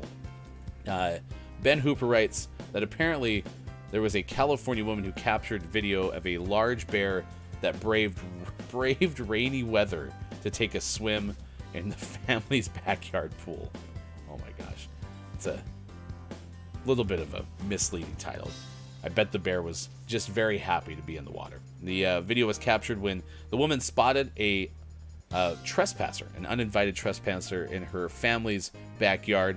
Shows a large black bear swimming a few laps in the family's pool. The person decided to record the moment the bear climbed out of the pool and shook off water before wandering from the area. What I like about that story is we've already had 2 animal-related stories today. The first one had to do with a horse in the back seat of a passenger's car going through a McDonald's drive-thru. And then this one is a little more standard issue where it's a bear that's swimming in a swimming pool, basically in nature. It's in someone's backyard. So, kind of a contrast in the stories that we've chosen this morning for at this hour on Gaming Morning Show. It is 7:41. Good stuff. Good stuff. All right, let's play some Rocket League. We already have 1-0 in this particular game. I could do Achievement Hunter and try to go after Rocket Pass related achievements, but I just kind of want to play Apex Legends in the final hour, so I'll do that coming up. Usually Sean and I would play It Takes Two, but with Sean out, we'll have to wait for that, which is too bad because we're getting to kind of a key moment in that game, which has been really fun to play. As much as the wasps terrify me because I'm afraid of all thing B, it's been a fun game to play. So, yeah. I'm happy that we played it. If you've never played A Way Out, which I believe I learned last time we played It Takes Two, or maybe I relearned last time we played It Takes Two. It turns out that is the same company that makes those games. So A Way Out and It Takes Two were actually made by the same company. Which A Way Out is one of the best twists and churns that I've ever experienced in any form of entertainment. It wasn't just in video games, but that whole thing, the way it makes you invest in the characters, it was really, really good. And that's why, I know Avatar, not everybody is in love with that movie. And I also understand that there's elements of it that are very rehashed and even some could argue copied. I've seen side-by-side footage of different movies where Avatar kind of even allegedly stole some inspiration from a prior movie, even in the way certain scenes were framed. So if that's true, I understand that's problematic and they deserve criticism for it. The thing that movie made me do, though, was fully invest in the the protagonist. Like, by the end of that movie, I was so angry with the antagonistic side of that movie that I just wanted them to be gone. And so if you get me that invested in like the cause in some work of fiction, like, holy cow, that's not insignificant. So that's the reason I really like that movie, but also why I like The Way Out a lot, because I was so invested in that story by the end of it, and then to also have a twist like they were able to do, which I don't want to spoil it for you, but let me tell you, it's on par with Sixth Sense. Moon Knight Shyamalan. It's not Moon Knight Shyamalan. It's a different thing. It's very similar, but it's not Moon Knight.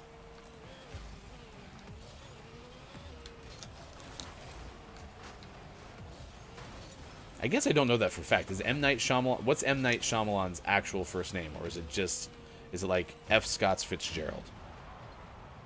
What'd Scott Fitzgerald do to you? It's a great line from Ted 2. Oh, it's not from Ted 2, it's from Ted 1. Maybe it's from Ted 2. Actually, it might be from Ted 2. Yeah, because that was the one with Amanda Seyfried in it. I think that's her name. The actress from Mamma Mia. Yeah, I think it is. I think I've seen that in clips. And yeah, Amanda Seyfried. Siegfried and Roy is in that movie. Wow, there were some definite rabbit holes just demonstrated by old Hefty there.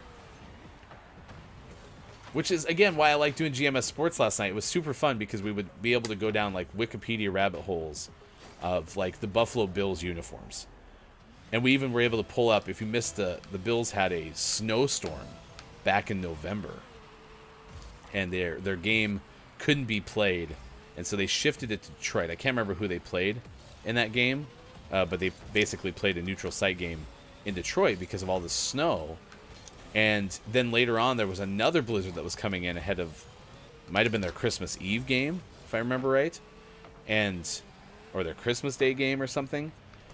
And the weather radar looked exactly like the Buffalo Bills logo. It was really cool. But I love the Bills logo, which I think someone told or defined it as like a charging bison. And I guess that's what it looks like because it's got like a flare of winds going off of its right side.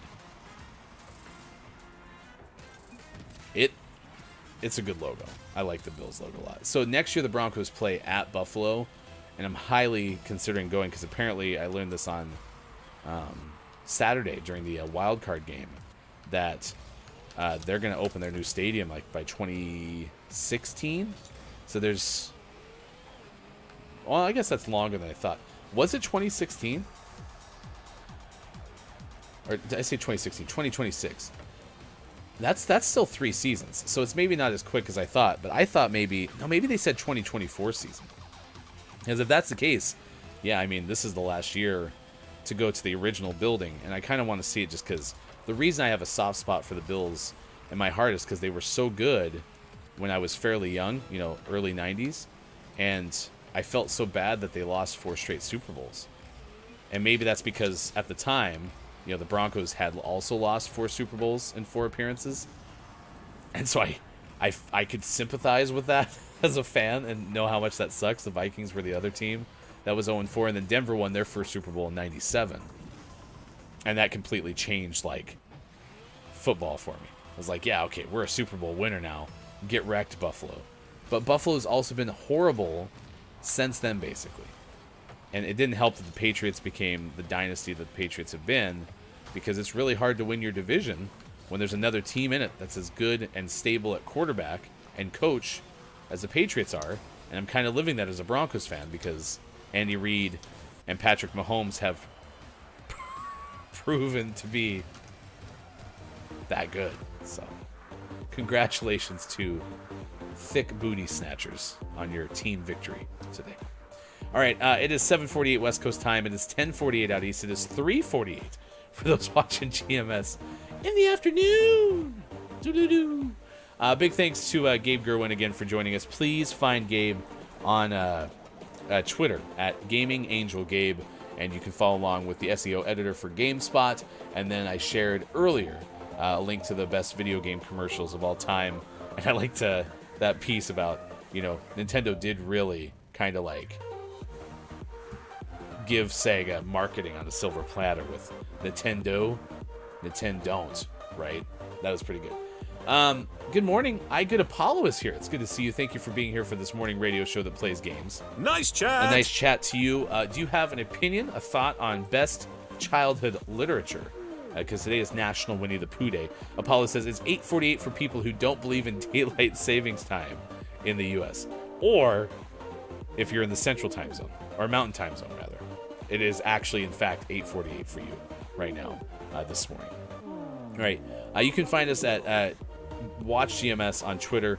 We're asking you there as well, what is your favorite piece of childhood literature? Because today is Winnie the Pooh Day.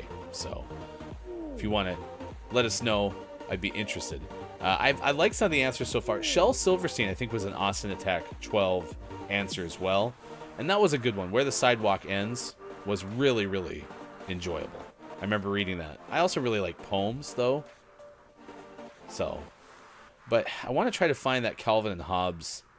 I have a couple of extra minutes here, so I want to try to find that Calvin and Hobbes quote.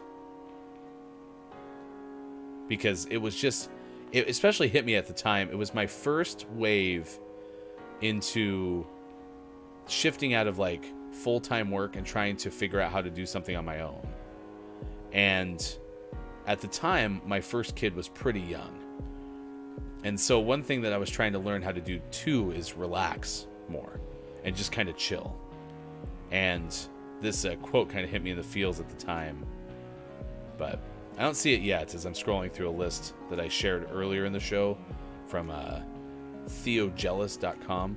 But I'll go look on my Facebook here in a second and see where I can find it. Because I remember it was my cover photo for a good amount of time. So Paulo says that's so hard because my typical answer would be something like Harry Potter. But everything that happened the past couple years, I don't think I can confidently say it anymore. What's the question? What's your favorite piece of literature from childhood? I guess Harry Potter could remain your favorite piece of literature from your childhood. Even though context or circumstances have changed. I'm trying to remember the name of books that are like detective stories. I was always fond of Goosebumps. That's a good answer. I never liked Goosebumps because the covers of the books scared me, which, there you go. Hence why when we play scary video games like Resident Evil Village or Minecraft, as I discovered on Monday when I was scared by a skeleton arrow. Yeah. It's always going to be the case. I get terrified of things pretty easily. All right, 7:51. It's time for sports. Yesterday, we had GMS Sports on this same platform, GamingMorningShow.tv. You can find the VOD on places like YouTube. It was really fun. We played Mario Strikers Battle League, but I can report to you that our final score in one of those games was 9-2, where we lost because I decided to play that game on hard. We were outshot 98-7. 98-7 shots on goal. We used more items and still lost by that much. But that's the thing, is in hard mode, the other team passes at an alarmingly fast rate. There were 155 passes for the Comets to 53 for Old Hefty and the Scramblers. Anyway, it was super fun. I enjoyed getting to do GMS Sports. The first time we were going to do GMS Sports, it was canceled because I was coming down with COVID. And now, of course, Sports Gaming is out today because of COVID as well. All right, sports headlines to share with you. Do we have any from CBS Sports? 15 possible Jackson landing spots. That's alluding to the possibility that Lamar Jackson might be done as the Ravens quarterback. Is that any? Is it official? Don't see anything like that. Of course, though, Jackson is technically going to be a free agent, but they can franchise him. So, let's see. 5-star quarterback Jaden Rashada has request release. Gators top 2023 commit files to void NLI with program. This is for the Florida Gators, so it doesn't apparently have played a game. Has not apparently played a game with Florida. The Chargers fired Joe Lombardi, their offensive coordinator. Quarterback coach Shane Day after they had the 27-0 meltdown against Jacksonville. Jaguars ended up winning that game 31-30 after trailing by 27. It's really all the headlines to share with you. Yesterday in actual games that were played, your Seattle Kraken lost 5-2 at Edmonton. Kraken had been on a very big winning streak. They're now 26-14-4 on the year. Oilers have now won 4 games in a row. And it was just the second time in their last 8 home games that they've gotten a victory. Connor McDavid among those who scored for the Oilers. I saw a ridiculous stat that McDavid is already approaching 100 points for the season. And we're like, what? Edmonton is 25-18-3. So roughly 50-some games in. 40 games in. That's nuts. So far this year, McDavid has 38 goals to lead the NHL. Montreal beat Winnipeg. Minnesota over Washington. Philadelphia took care of Anaheim. Nashville beat Columbus. In overtime, Chicago defeated Buffalo. In the shootout, Arizona took care of Detroit. And as I mentioned, Edmonton beat the Kraken. Yesterday in the NBA, Denver over Portland, 122-113. Living so close to Portland, feel really bad for Damian Lillard and the Trailblazers, because Lillard is just great again this year, and it might not amount to anything, because Damian Lillard scored 44 points in that game yesterday. Damian Lillard's last 4 games had 50 against Cleveland, 36 against Dallas, 40 the next night against Dallas, and 44. Yet the Trailblazers continue just to lose. It's got to be frustrating. Coppa Italia scoreboard, full-time and penalties. Cree over Nap 2-2, in case you were wondering what the Italia scoreboard looks like. I want to look at the Blazers really quick, and then we'll wrap things up. Last 10 games, the Blazers have won just 3 times. So, there you go. Groggy says, hashtag train the swamp. Go Cats, UK baby. Number 5-star QB for the Gators. I love sports. Sports! Yeah, there is your sports. Enjoy it on Gaming Morning Show. We were talking about books you enjoyed reading or childhood literature. I Get Apollo says Bailey School Kids in all caps, and Encyclopedia Brown, which is a vague memory I don't even remember having. You know, it's funny because I even just read the encyclopedia as a kid, and in addition to that, just really liked reading the newspaper. So going back to like literature, I just don't think I enjoyed fiction a ton, but I did like comic strips. I did like the Sunday paper for that. Well, an everyday paper for that. Down says, this is why you should always play on easy, going back to Mario Strikers Battle League. I can't play on easy. It's too easy. Normal is just hard enough, but I want to get to the point now. I kind of want to get to the point now where I can play on hard. I think that would be super fun. All right, if you're listening on Twitter Spaces, we're going to wrap things up for you after this hour number 2. We'll go to the final hour crew on the other side of the break.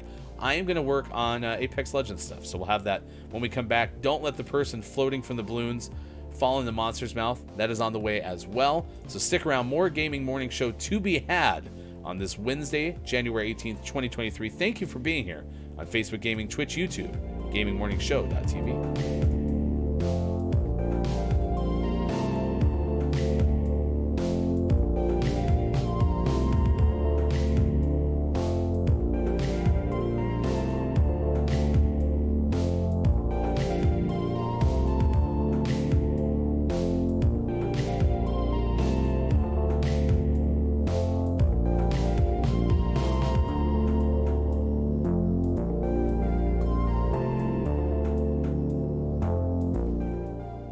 Clip anything on Twitch, and if so, then I can use that.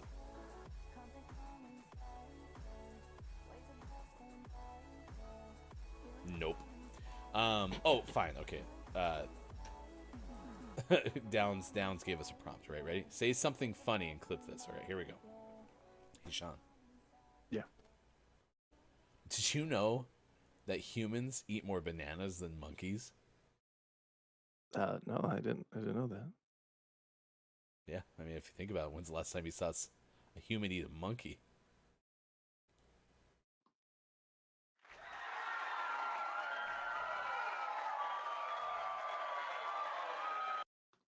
Hey, Sean. Yeah. How does a cat like its steak? Medium well. Sorry, the answer was area specifically. Okay, well that makes sense. Also, I learned how to say martyred, or spell it at least, because that looked like Marty Red, and I didn't see the first R at first. R-T Red.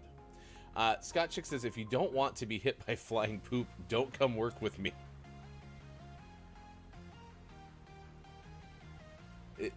Is that the recruiting pitch, Scott Chick? You're at like the career fair and you're like, hey there, let's just cut to the chase. If you don't want to be hit by flying poo, don't come work with me. And then they like just move to the next table. Is that like save everyone some time, I'm guessing? Is it a problem if people are especially excited about being hit with flying poo? I'm out. Bummer. No.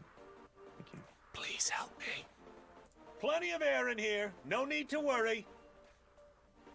We're pretty okay about it. All right, 6:50 West Coast time. It's 9:50 out east. It is 2:50 for those watching GMS in the UK.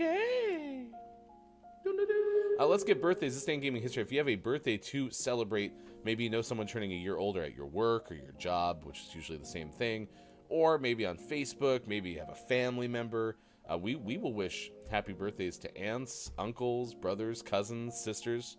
We're wide open to whatever you need. Next door neighbors, exes. Just let us know. We have no problem. Look at that big celebration that Sean just did. You can see Bear Bear slightly off screen, but Bear Bear has one of those noisemakers right now going up. I don't know why his noisemaker looks like a clicker from The Last of Us. An exclusive subscriber show, early access to most things we make, and a name of the month giveaway. So those are available there. We have them on Sports.Gaming's Twitch channel because we're not an affiliated stream. A W from Rob Kovac. Now can I do the W? Sure, why not? W. I think it feels good to finally get it out, though. Bob, you didn't have to buzz him again. Bob's so mad. Bob's so mad. Arena is the cast from K-Laugh. Are we having a concert? I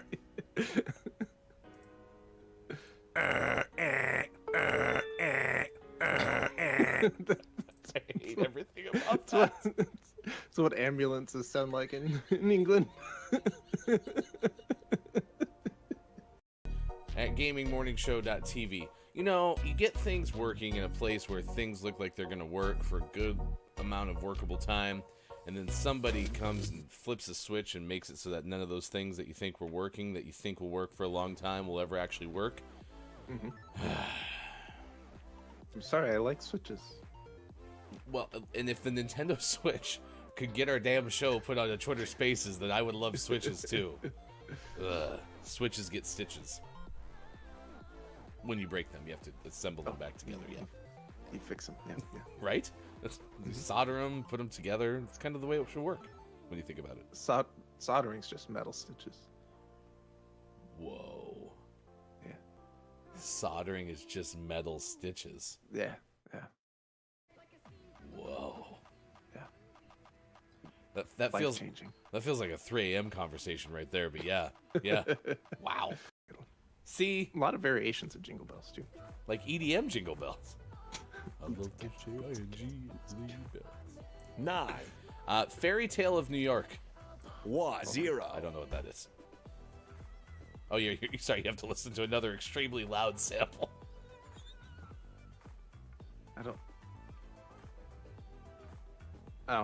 Nope. I got nothing. I gave you my most authentic Austin, but I actually mean it. I don't know what that is. Yeah, I have no idea. All right, round it off. 1, 0. Number 10, Rudolph the Red-Nosed Reindeer. He had a very shiny nose. What if you ever saw it? You would surely say it close. Oh, but did all of the other reindeer like shout and laugh and call him names? No, they were mostly like, hey, cool nose, man. Don't use that in one place. Funk. I heard funk. Definitely funk. F-U-N-K. That's why it's probably just L, Quiet I'm Gaming, about Samuel L. Jackson. I never wondered, to be honest. I never did either. I was just like, oh, that's Samuel L. Jackson. I don't even know their middle name. Just as Samuel L. Jackson. Everything's fine. I will let Grim Togan know, Jack, that you wished Grim a happy birthing day. That's good. That's good. All right, stick around. We got more to come. Welcome back. Link is here. I'm back from my nap due to ink cap stepping on my face. Oh, cats. Meow. So, minor correction. Jack was close. The Jetsons takes place in 2062, but this is the year that George Jetson is born.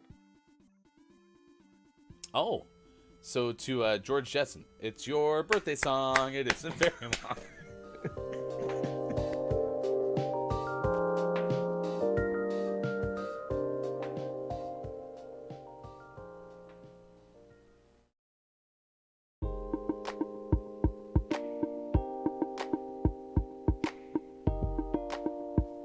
Coming up on Gaming Morning Show, don't let the person floating from the balloons fall in the monster's mouth. And GMS Morning Gaming Renews. Get ready for your takeaways that were pretty okay. And the clip of the day. Find GMS on Facebook Gaming, Twitch, YouTube, and GamingMorningshow.tv. Time for hour number 3. Right now. Morning, gamer. Welcome back. Gaming Morning Show continues. Thank you for being here. I am Hefty Goof.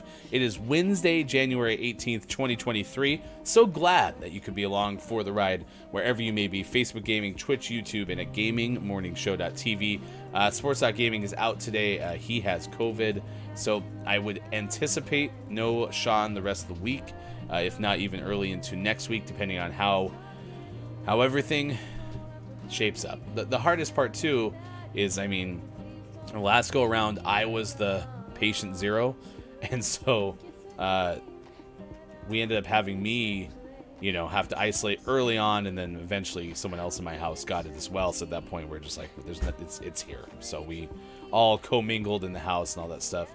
But Hefty Wife didn't get it last time, and so now my worry, especially because Hefty Wife spent a considerable amount more time with Sean's family over the weekend than I did. My biggest concern at this point, other than, hopefully Sean's okay, is that, my wife might get it. And if that's the case, our kids are in school and all that stuff, so I might have to take them or be home to take care of them, of course, if they can't go to school. So, good morning to Mel B on YouTube. It is good to see you. Let me actually say hi to everyone as we go into the Final Hour crew. Welcome in, Final Hour crew. It is good to see I Good Apollo, Mel B on YouTube, Drew Mega. Hello, FHC. Groggy or Die is here as well. I am JF Downs. We've seen Quiet I Am Gaming this morning as well. It's been good to have Link with us earlier on. Austin Attack 12 and Look It's Mike O were part of the first hour this morning. And anyone else who's lurking or listening, I am JF Downs, Scott Chick, Quiet I Am Gaming, and more. Thank you so much for being part of it. Hello, FHC to Mel B. Hello, FHC. You said that he has COVID again. So technically, I don't think Sean's ever had it. The first time we ever got it in our little households, our 2 households, Sean never tested positive, but Sean also felt awful. So I think it's plausible to think that he had it. He just never tested positive. This last time when I had it exactly 2 months ago today, Sean never did. So it was that Sean's studio was with a patient in that room, and so he couldn't broadcast from his house. So, but feel well soon, Sean. Thank you, Good Apollo. I appreciate that. When I got it, my mom got it from a coworker, and then she tried to do her daily things, including making dinner. So our house all got it the next day. Yeah, we were lucky the first time we had it. Even though my daughter eventually did test positive, my son and I never did. But my daughter was also asymptomatic, whereas my wife got actual, full-blown symptoms. Last time I had it, I definitely was congested. My son ended up testing positive, but then my wife and daughter never got it. So who knows? I'm definitely just on the me end of things, hoping that my antibodies are high enough from having it just 2 months ago that I won't get it again. But yeah, it's still with us, y'all. So as Drew, Megan, and I discussed in that first hour, just try to do your best to keep care of people, especially those who can be potentially harmed the most from COVID, especially those who are, have immunocompromised disabilities, and that's just a small sample size, right? Just try to take care of each other as much as you can. If you're feeling that you have symptoms, please wear a mask around other people, and there's no harm done there. So Melby says, I hope he is not as sick as I was. Had sick for 25 days, double COVID pneumonia after 10 days of COVID. So far, not the case. So hopefully he'll be okay. I do want to play Don't Let the Person Floating from the Balloons Fall in the Monster's Mouth. I am curious if we can play this game on a different mode, because I kind of don't want to have the chance that we screw up the streak while Sean is gone. But I'm also worried that if I pick a new mode, does it erase our old mode? So now I'm kind of concerned. So how do you feel, chat? Do you feel confident enough in our ability to win at Don't Let the Person Floating from the Balloons Fall in the Monster's Mouth that we don't ruin it for Sean? I'm just curious. Apollo says, zero faith in chat. No. Did I suggest that I have zero faith in you? I'm just worried that if we don't continue our streak, then Sean... Sorry, microphone. Then Sean will be mad. So, Scott Chick says, absolutely. Where's Quiet, Calaf, and Downs? They usually hold up the team. I know. I didn't want to necessarily say that, but I don't see Quiet, Calaf, or Downs. Or Copia, for that matter. So, we could also play Search for the Words with Your Eyes Before Calaf Gets It. Downs is lurking, but here. I still haven't seen Quiet or Calaf or Copia. Would a little game of, search for the words with your eyes before Calaf gets it be that bad? Here, I got an idea. We haven't played this in a while. I am lurking. Wow. Again, I just think that there's little chance that I won't just insult all of you. So, or we could also play words on stream. We only have 9 minutes at this point, so let's play words on stream, because I actually think that this would be super fun, and I don't have to worry about screwing up our streak. So yeah, let's do that. We haven't played words on stream in forever, so it'll be fun. All right, I just need to go here, and then sign in, because apparently we haven't played in so long that I'm not even signed into it. This is how long it's been since we played words on stream. And also, since the vast majority of you are on Twitch this morning, they'll give you an opportunity to play that way.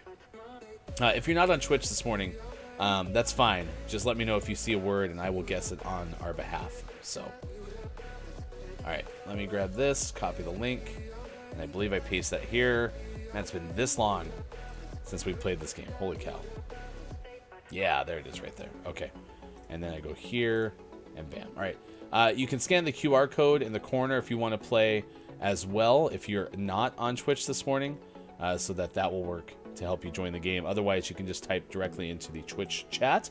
So if you've never played this game before, this is where we just try to guess as many of the possible words that are on the screen, and you can see there's however many 4-letter words, like Scott Chick just got pint. And then there's however many 5-letter words, and then there's one 6-letter word. And those are in alphabetical order. So pint is the highest 4-letter word in the alphabet. So Quiet is here, at least. It's going to spell ruin for us and trip. So like for the likes of Melby on YouTube, again, scan that QR code in the corner, and you will have the opportunity to play. I tried to sit out early on just because I have a little bit of a distinct advantage being in the hosting chair, because I can see a lot of the words before you all can. So I'm also going to click on this Oh, is that also says play with Twitch? So you have to have Twitch in order to play. Okay, see, that's the only downside I have with this game is since we're on multiple platforms, it would be nice if you could go to a website link and just start playing. So, my apologies to you on YouTube. We have Pint, Punt, Ruin, Runt from Scott Chick just on the board. Trip and Churn, we're missing one 4-letter word. So far, we have enough to advance to the next level, which is exciting. Scott Chick also got Print, and Downs came through with Turnip. What a big, big win. I can see it, and I'm on my phone. Oh, okay, perfect. Well, if you want to guess a word, you can put it into chat, and I'll type it on your behalf, Melby. We can be a team this morning. So, Turnip. Churn's on the board already.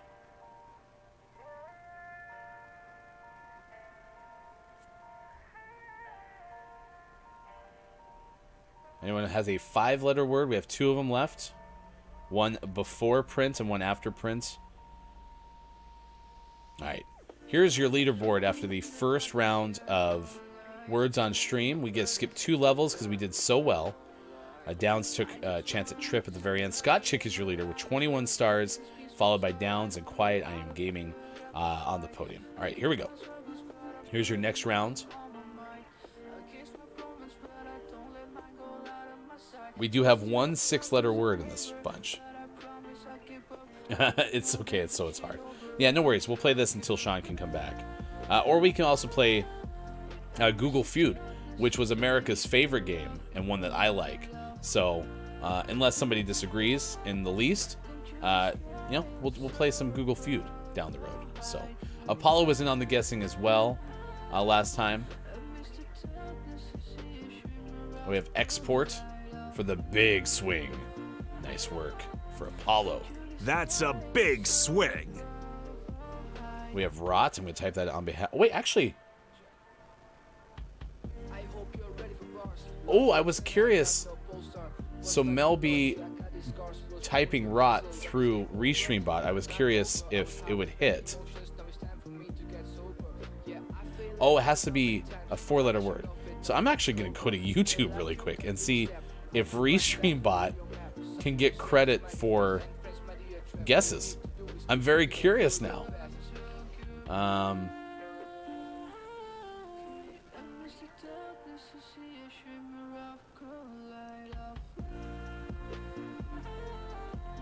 That's not a word, but it was worth a shot.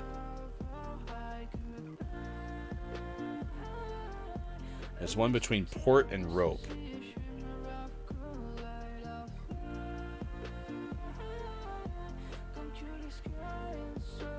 Downs got Tor. Repo's not a word. Pert.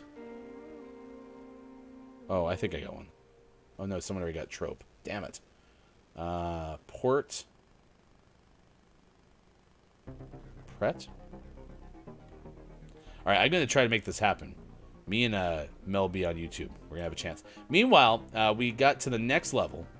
We got 7 of the 12 words. Downs, Apollo, and Quiet I Am Gaming all scored points in that round. Apollo on the board with 15 stars, so currently off the podium right now in the Lucy the First Memorial Caboose Crew. If you've never followed Lucy, please do. Actually, I'm going to give Lucy the big shout out here on Twitch. You have I Am JF Downs at 36 stars, and then you have Scott Chick in second place, tied with Quiet I Am Gaming. So here we go into the next round of words on stream. Good morning. Hello, FHC, to Dungeon Meowster KJ. Hello, FHC. We're playing little words on stream this morning. So, and we're testing to see if ReStreamBot can get credit.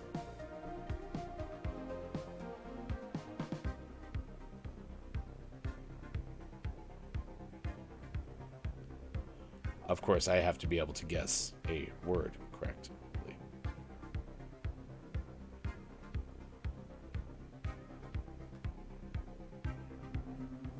All right, here's my swing. Let's see if it works.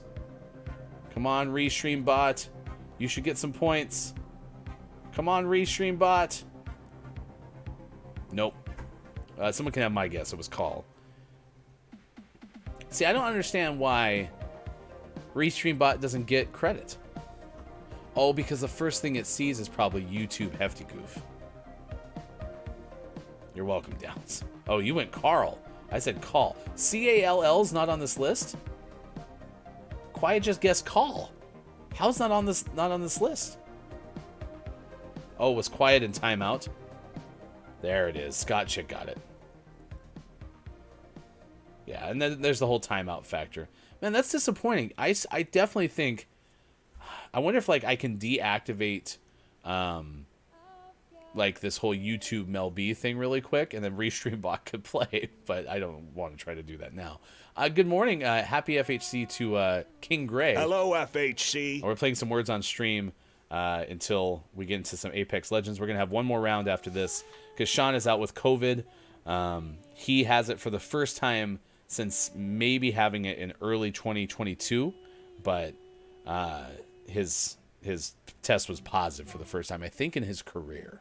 So, wait, is timeout even for correct guesses? I thought it was only for misses. No. So if you got one correct, then you have to wait a certain amount of time until the lock removes from your name before you can guess again. So, let's see. Apollo led that round with 15 stars, still in 4th place, but 2 off the podium.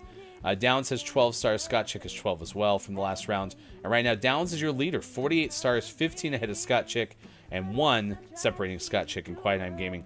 This is your last round, no matter what. Whether we advance or not, it's your last round. So good luck to you. I've been playing this game all wrong then, said Quiet. Yeah, so you have to wait for... So if you see another word that you know, it's actually advantageous to wait until you see the padlock leave your name. And that's how you maybe can score more points. So, if nothing else, maybe that's a takeaway. That was pretty okay today. KJ says, oh, poor guy. Yeah, he started to feel poorly yesterday afternoon, I guess. So, yeah, kind of a, not even kind of, definitely a big bummer. So, I'm so mad that I can't play on behalf of YouTube or Facebook Gaming. That's very frustrating, but here we are, so. Dwarf is out there if anyone wants that. RAR is out there. R-A-W-R, even though that's not probably a word. Oh, Apollo and Downs were right behind Quiet for forward. What a big swing from Quiet I Am Gaming. Scott Chick got Dwarf. Scott Chick and I are playing together, basically. Scott Chick's score is my score, just for what it's worth. Draw is out there. D-R-A-W. Nope, Scott Chick's already gotten that one.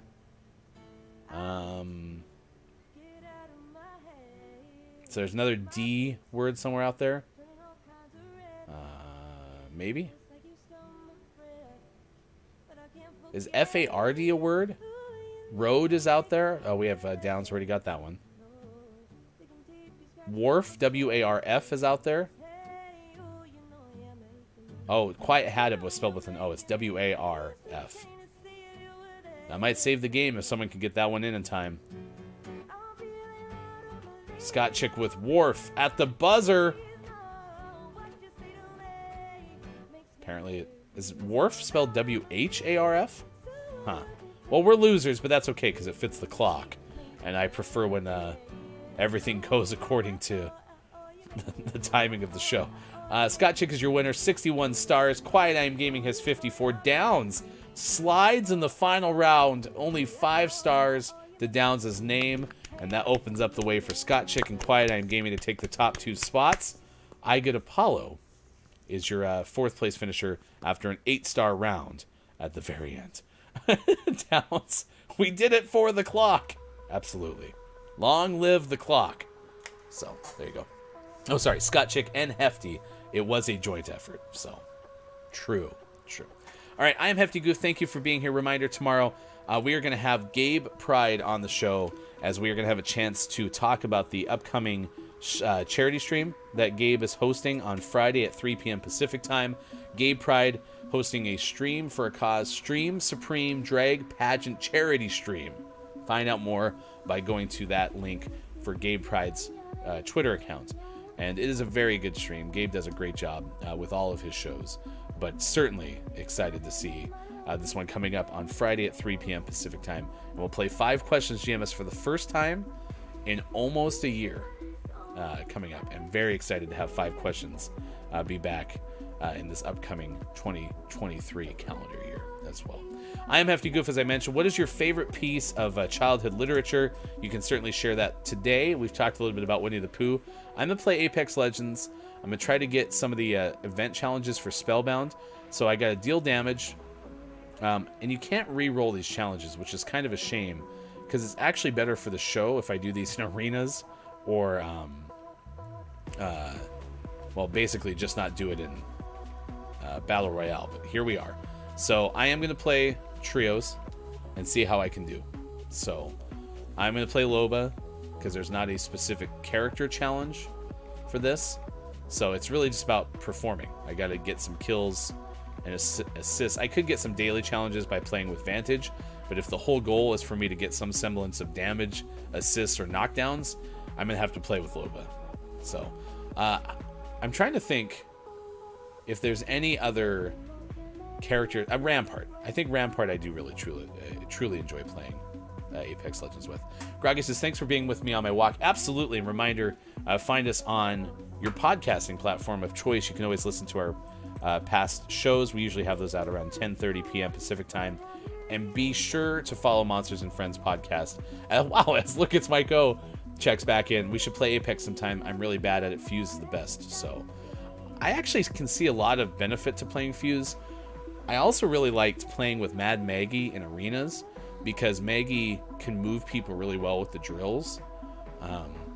And Fuse kind of has a little bit of a similar functionality with the length, the distance that Fuse can fire grenades, but there's a little more precision with the way that you can use Maggie. The only thing that I don't like about Maggie is that, I understand how to use the ball correctly, and it's still just is a waste of time. So, Knuckle Cluster. Actually, yeah, good point, Lucas Michael. Knuckle Cluster is kind of similar to Maggie's drill. And the other thing about the Knuckle Clusters is they just persist. I'll get Knuckle Clustered and can't get anywhere. They're still going off all around me. They're also stupid loud. And so if you want to try to hear anything, it's hard to hear sometimes in this game in general. So Mirage is booty. I can't play Mirage. Mirage is actually kind of fun to play in arenas. Honestly, I kind of like it a lot. Mirage makes me think of Kage Boy. They designed him with Kage in mind. Here's a shout out to Kage Boy. You can decide for yourself, chat. Mirage is a lot of fun to play in arenas. In Battle Royale, not very useful. And listen, I'm a Loba main. Loba's not the most useful character, but one area where Loba really excels is in BR, where you can, especially late game, supply your team with stuff. So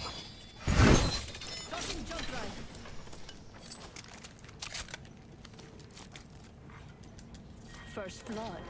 That was quick. Checking for supplies over here. They obviously designed him with me in mind. Groggy, when I used to watch you play Mirage, and the rare times I've had a chance to play Apex Legends with you, yeah, I can see that.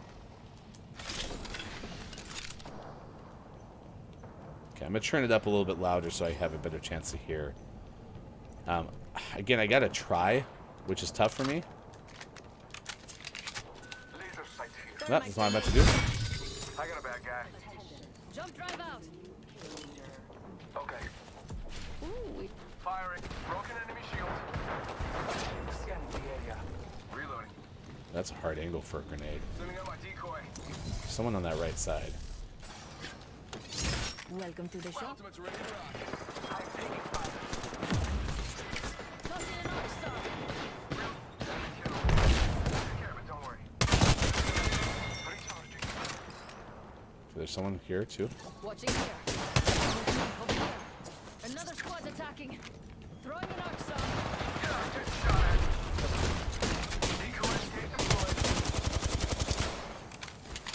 I really wish I could grab a shield off of my stick. Alas, here we are. I hear a horizon. There's an enemy near me. Broken enemy. I'm down. Target's right in front of me. Oh, that hurt. Enemy down. Tracked an enemy. I tried. Be honest.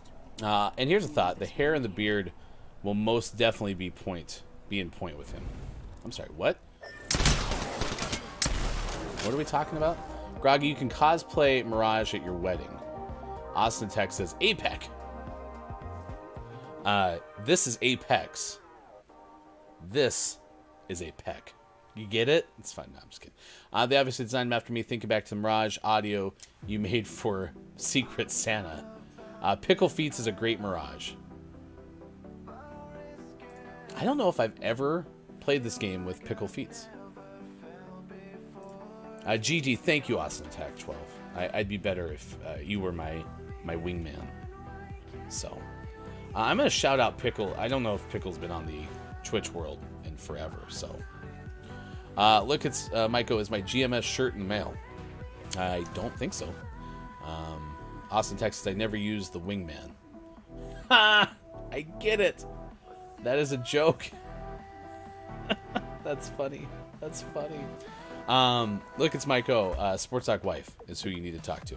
I'll be in a tux, groggy or die. I guess if I had a train conductor hat, I'd be set. What about a captain's hat? I got one of those you can borrow.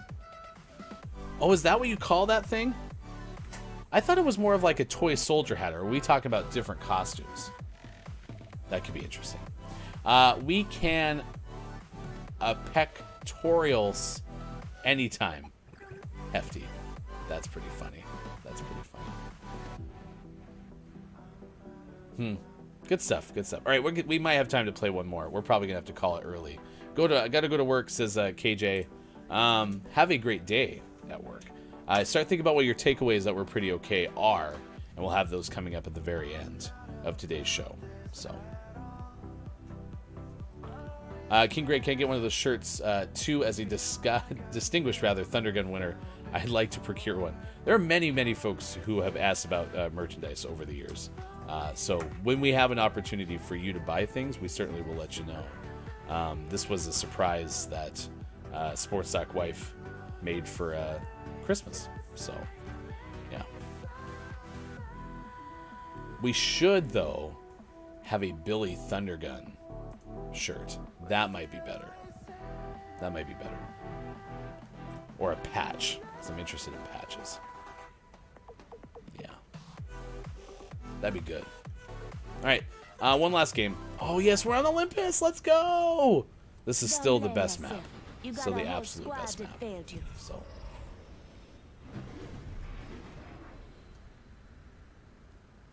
Tell the devil Fuse sent ya. See, and I like Fuse's voice lines. Rampart has the best voice lines. Austin Attack 12, is that still your primary? Rampart? Or do you play with someone else? But like, I've had to pick Rampart when someone else grabs Loba, and I absolutely love Rampart. Are we really gonna go here? This is gonna be the fastest game of all time. You're about to hear or watch me exclusively on the show. Die. Yep.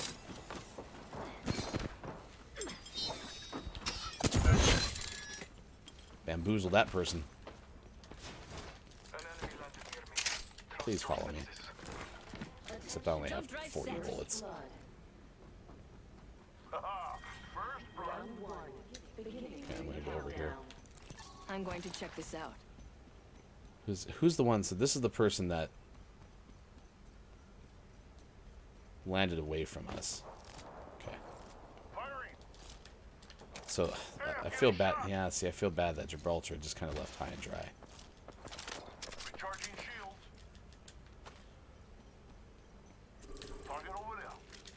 I'm still so bad with the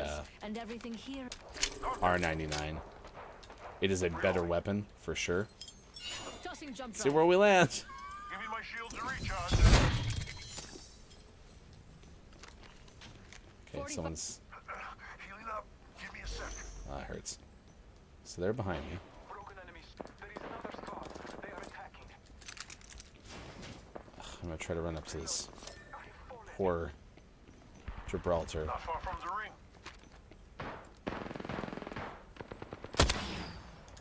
Break out. Take your damage over here. Please be around here. Oh no! Oh jeez, I'm gonna die to the gas. That's unfortunate. Rampart is usually my main, yes, her or Bloodhound. Rampart's so much fun to play with, especially now that you can move around with the weapon. It's pretty badass. So, all right, it's 8:34 West Coast time, 11:34 out east, and it is 4:35 now for those watching GMS in the UK. That'll be it for our show today. Pickle Feet says, "Died to the gas. That really stinks." Died to the gas. That really stinks. Beady boop, beady boop. Nice. Down says, I would love a Billy Thundergun winners patch to add to my GMS hoodie. See what we can do. See what we can do. Get out. Pickle, you can stay. That was fantastic. Oops, I did it again. I honestly didn't know Pickle Feets played played Apex Legends. So, thanks to Lucas Michael for informing me of this. Apparently you're a great Mirage, I'm told. So, yeah. We love jokes here. Pickle, Bob has one for you. Hey, do any of you know a pirate's favorite letter? Huh? Huh? Huh? Huh? Huh? Huh?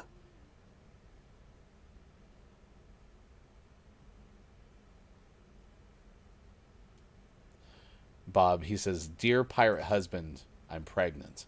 No. Oh, Apollo guessed R. You'd think it was R, but their first love is the sea. Beady boop, beady boop. Bob's so proud of himself.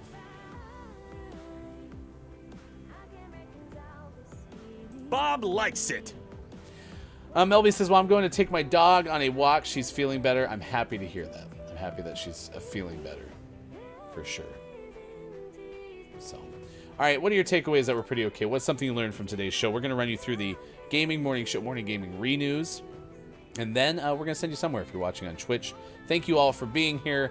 It's been good to see all the friendly faces that have been along for the ride this morning. And hopefully we'll see you again soon. Yeah. It's been fun. So, we told you this morning about a horse that was spotted riding in the back seat through a McDonald's drive-thru. So, there you go.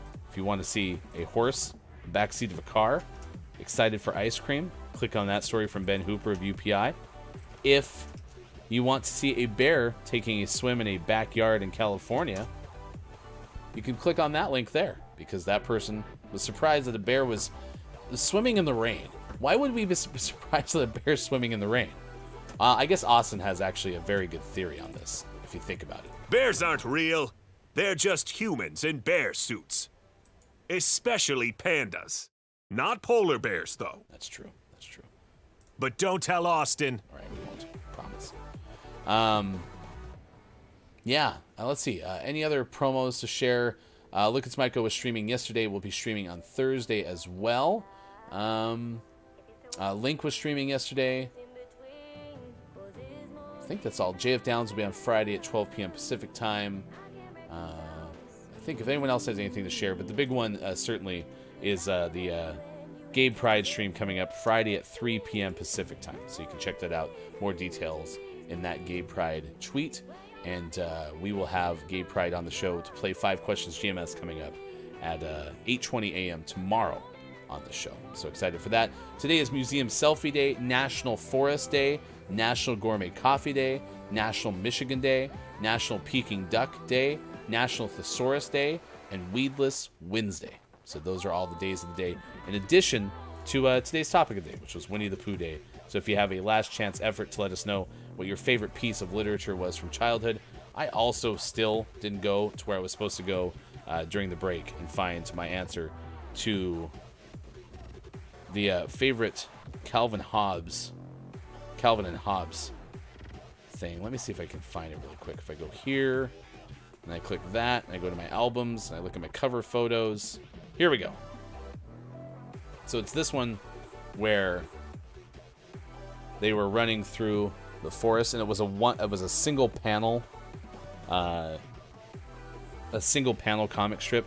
It says, "Well, summer is almost over. It sure went quick, didn't it?" says Hobbes. Calvin says, "Yep. There's never enough time to do all the nothing you want."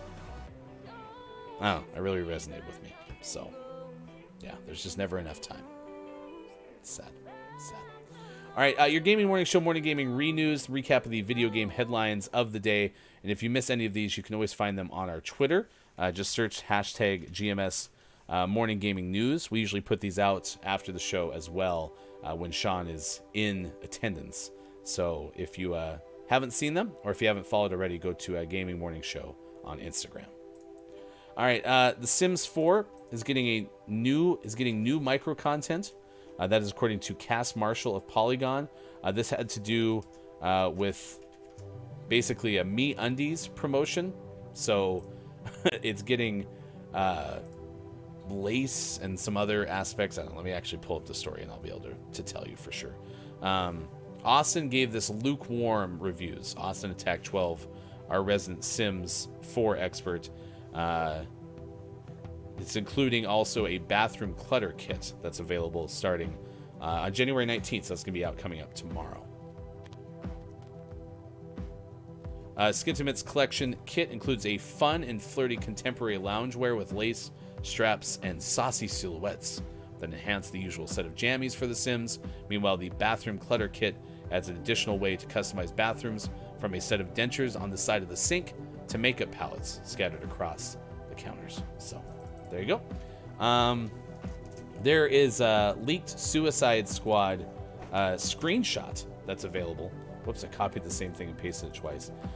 This apparently alludes to a potential battle pass in the new game that comes out, 4 months, they said? 4 months ahead of when the game comes out, this leak happened. Yeah, 4 months ahead of its scheduled release. And so if you're excited about Suicide Squad, then this is one thing that might get you even more excited if you like things like live content, live season content.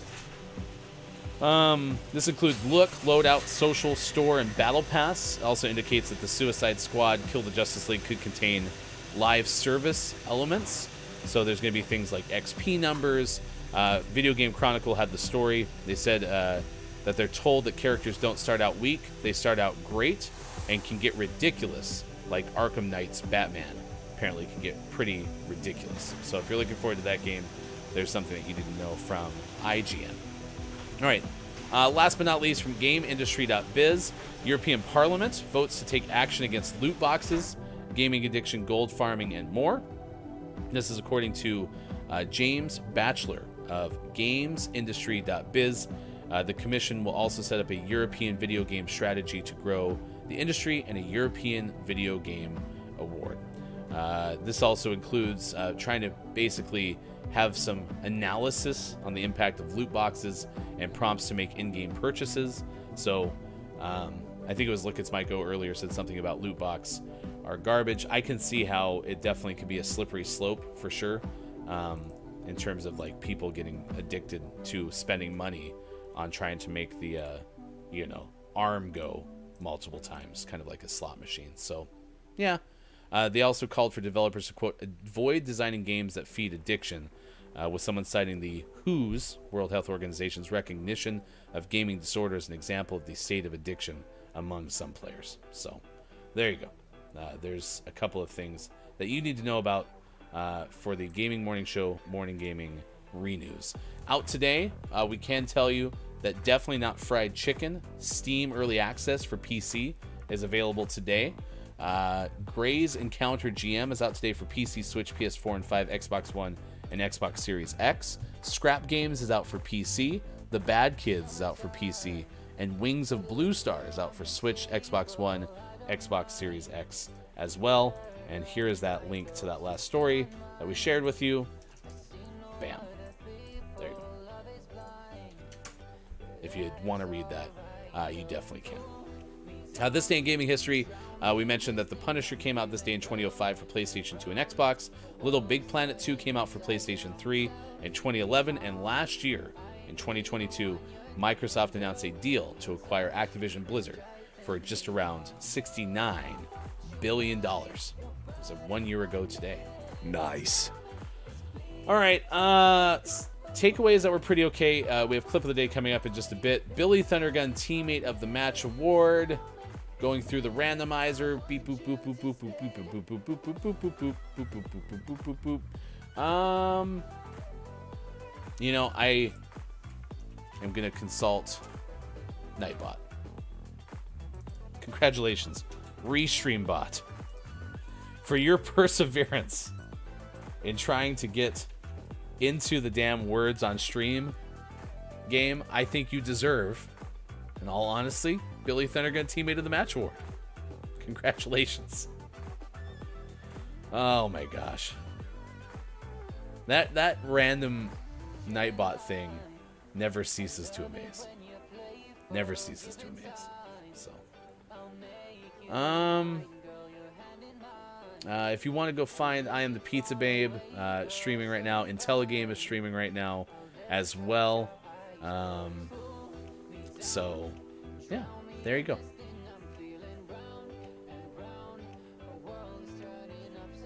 Yeah, you can find many people streaming on Twitch. Right now it's time for the clip of the day. The clip of the day. Hey, look, it's the clip of the day. Toot toot. You know, the moment you send your license back. Because, you know, now that I think about it, that might be possible if they wanted to do it. Because back when I worked in like higher education, the library on campus could loan out licenses for learning software. Like lynda.com, I think, was a education type website where you could learn Photoshop and stuff like that. Might still be, for all I know. And with that, you could loan out a license, and then when your time was up with the license, you know, they would take it back, and you couldn't continue to access the content. So maybe there's some sort of means where they could do that, but clearly not now. Look, Smeko says driver's license. Yeah, so they would hold your driver's license for weeks at a time. It was great. Learned Photoshop, but couldn't drive.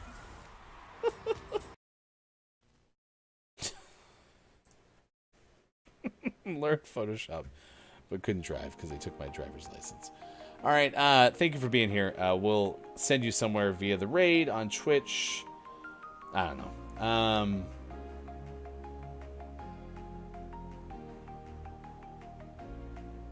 Let's try to see who's playing what.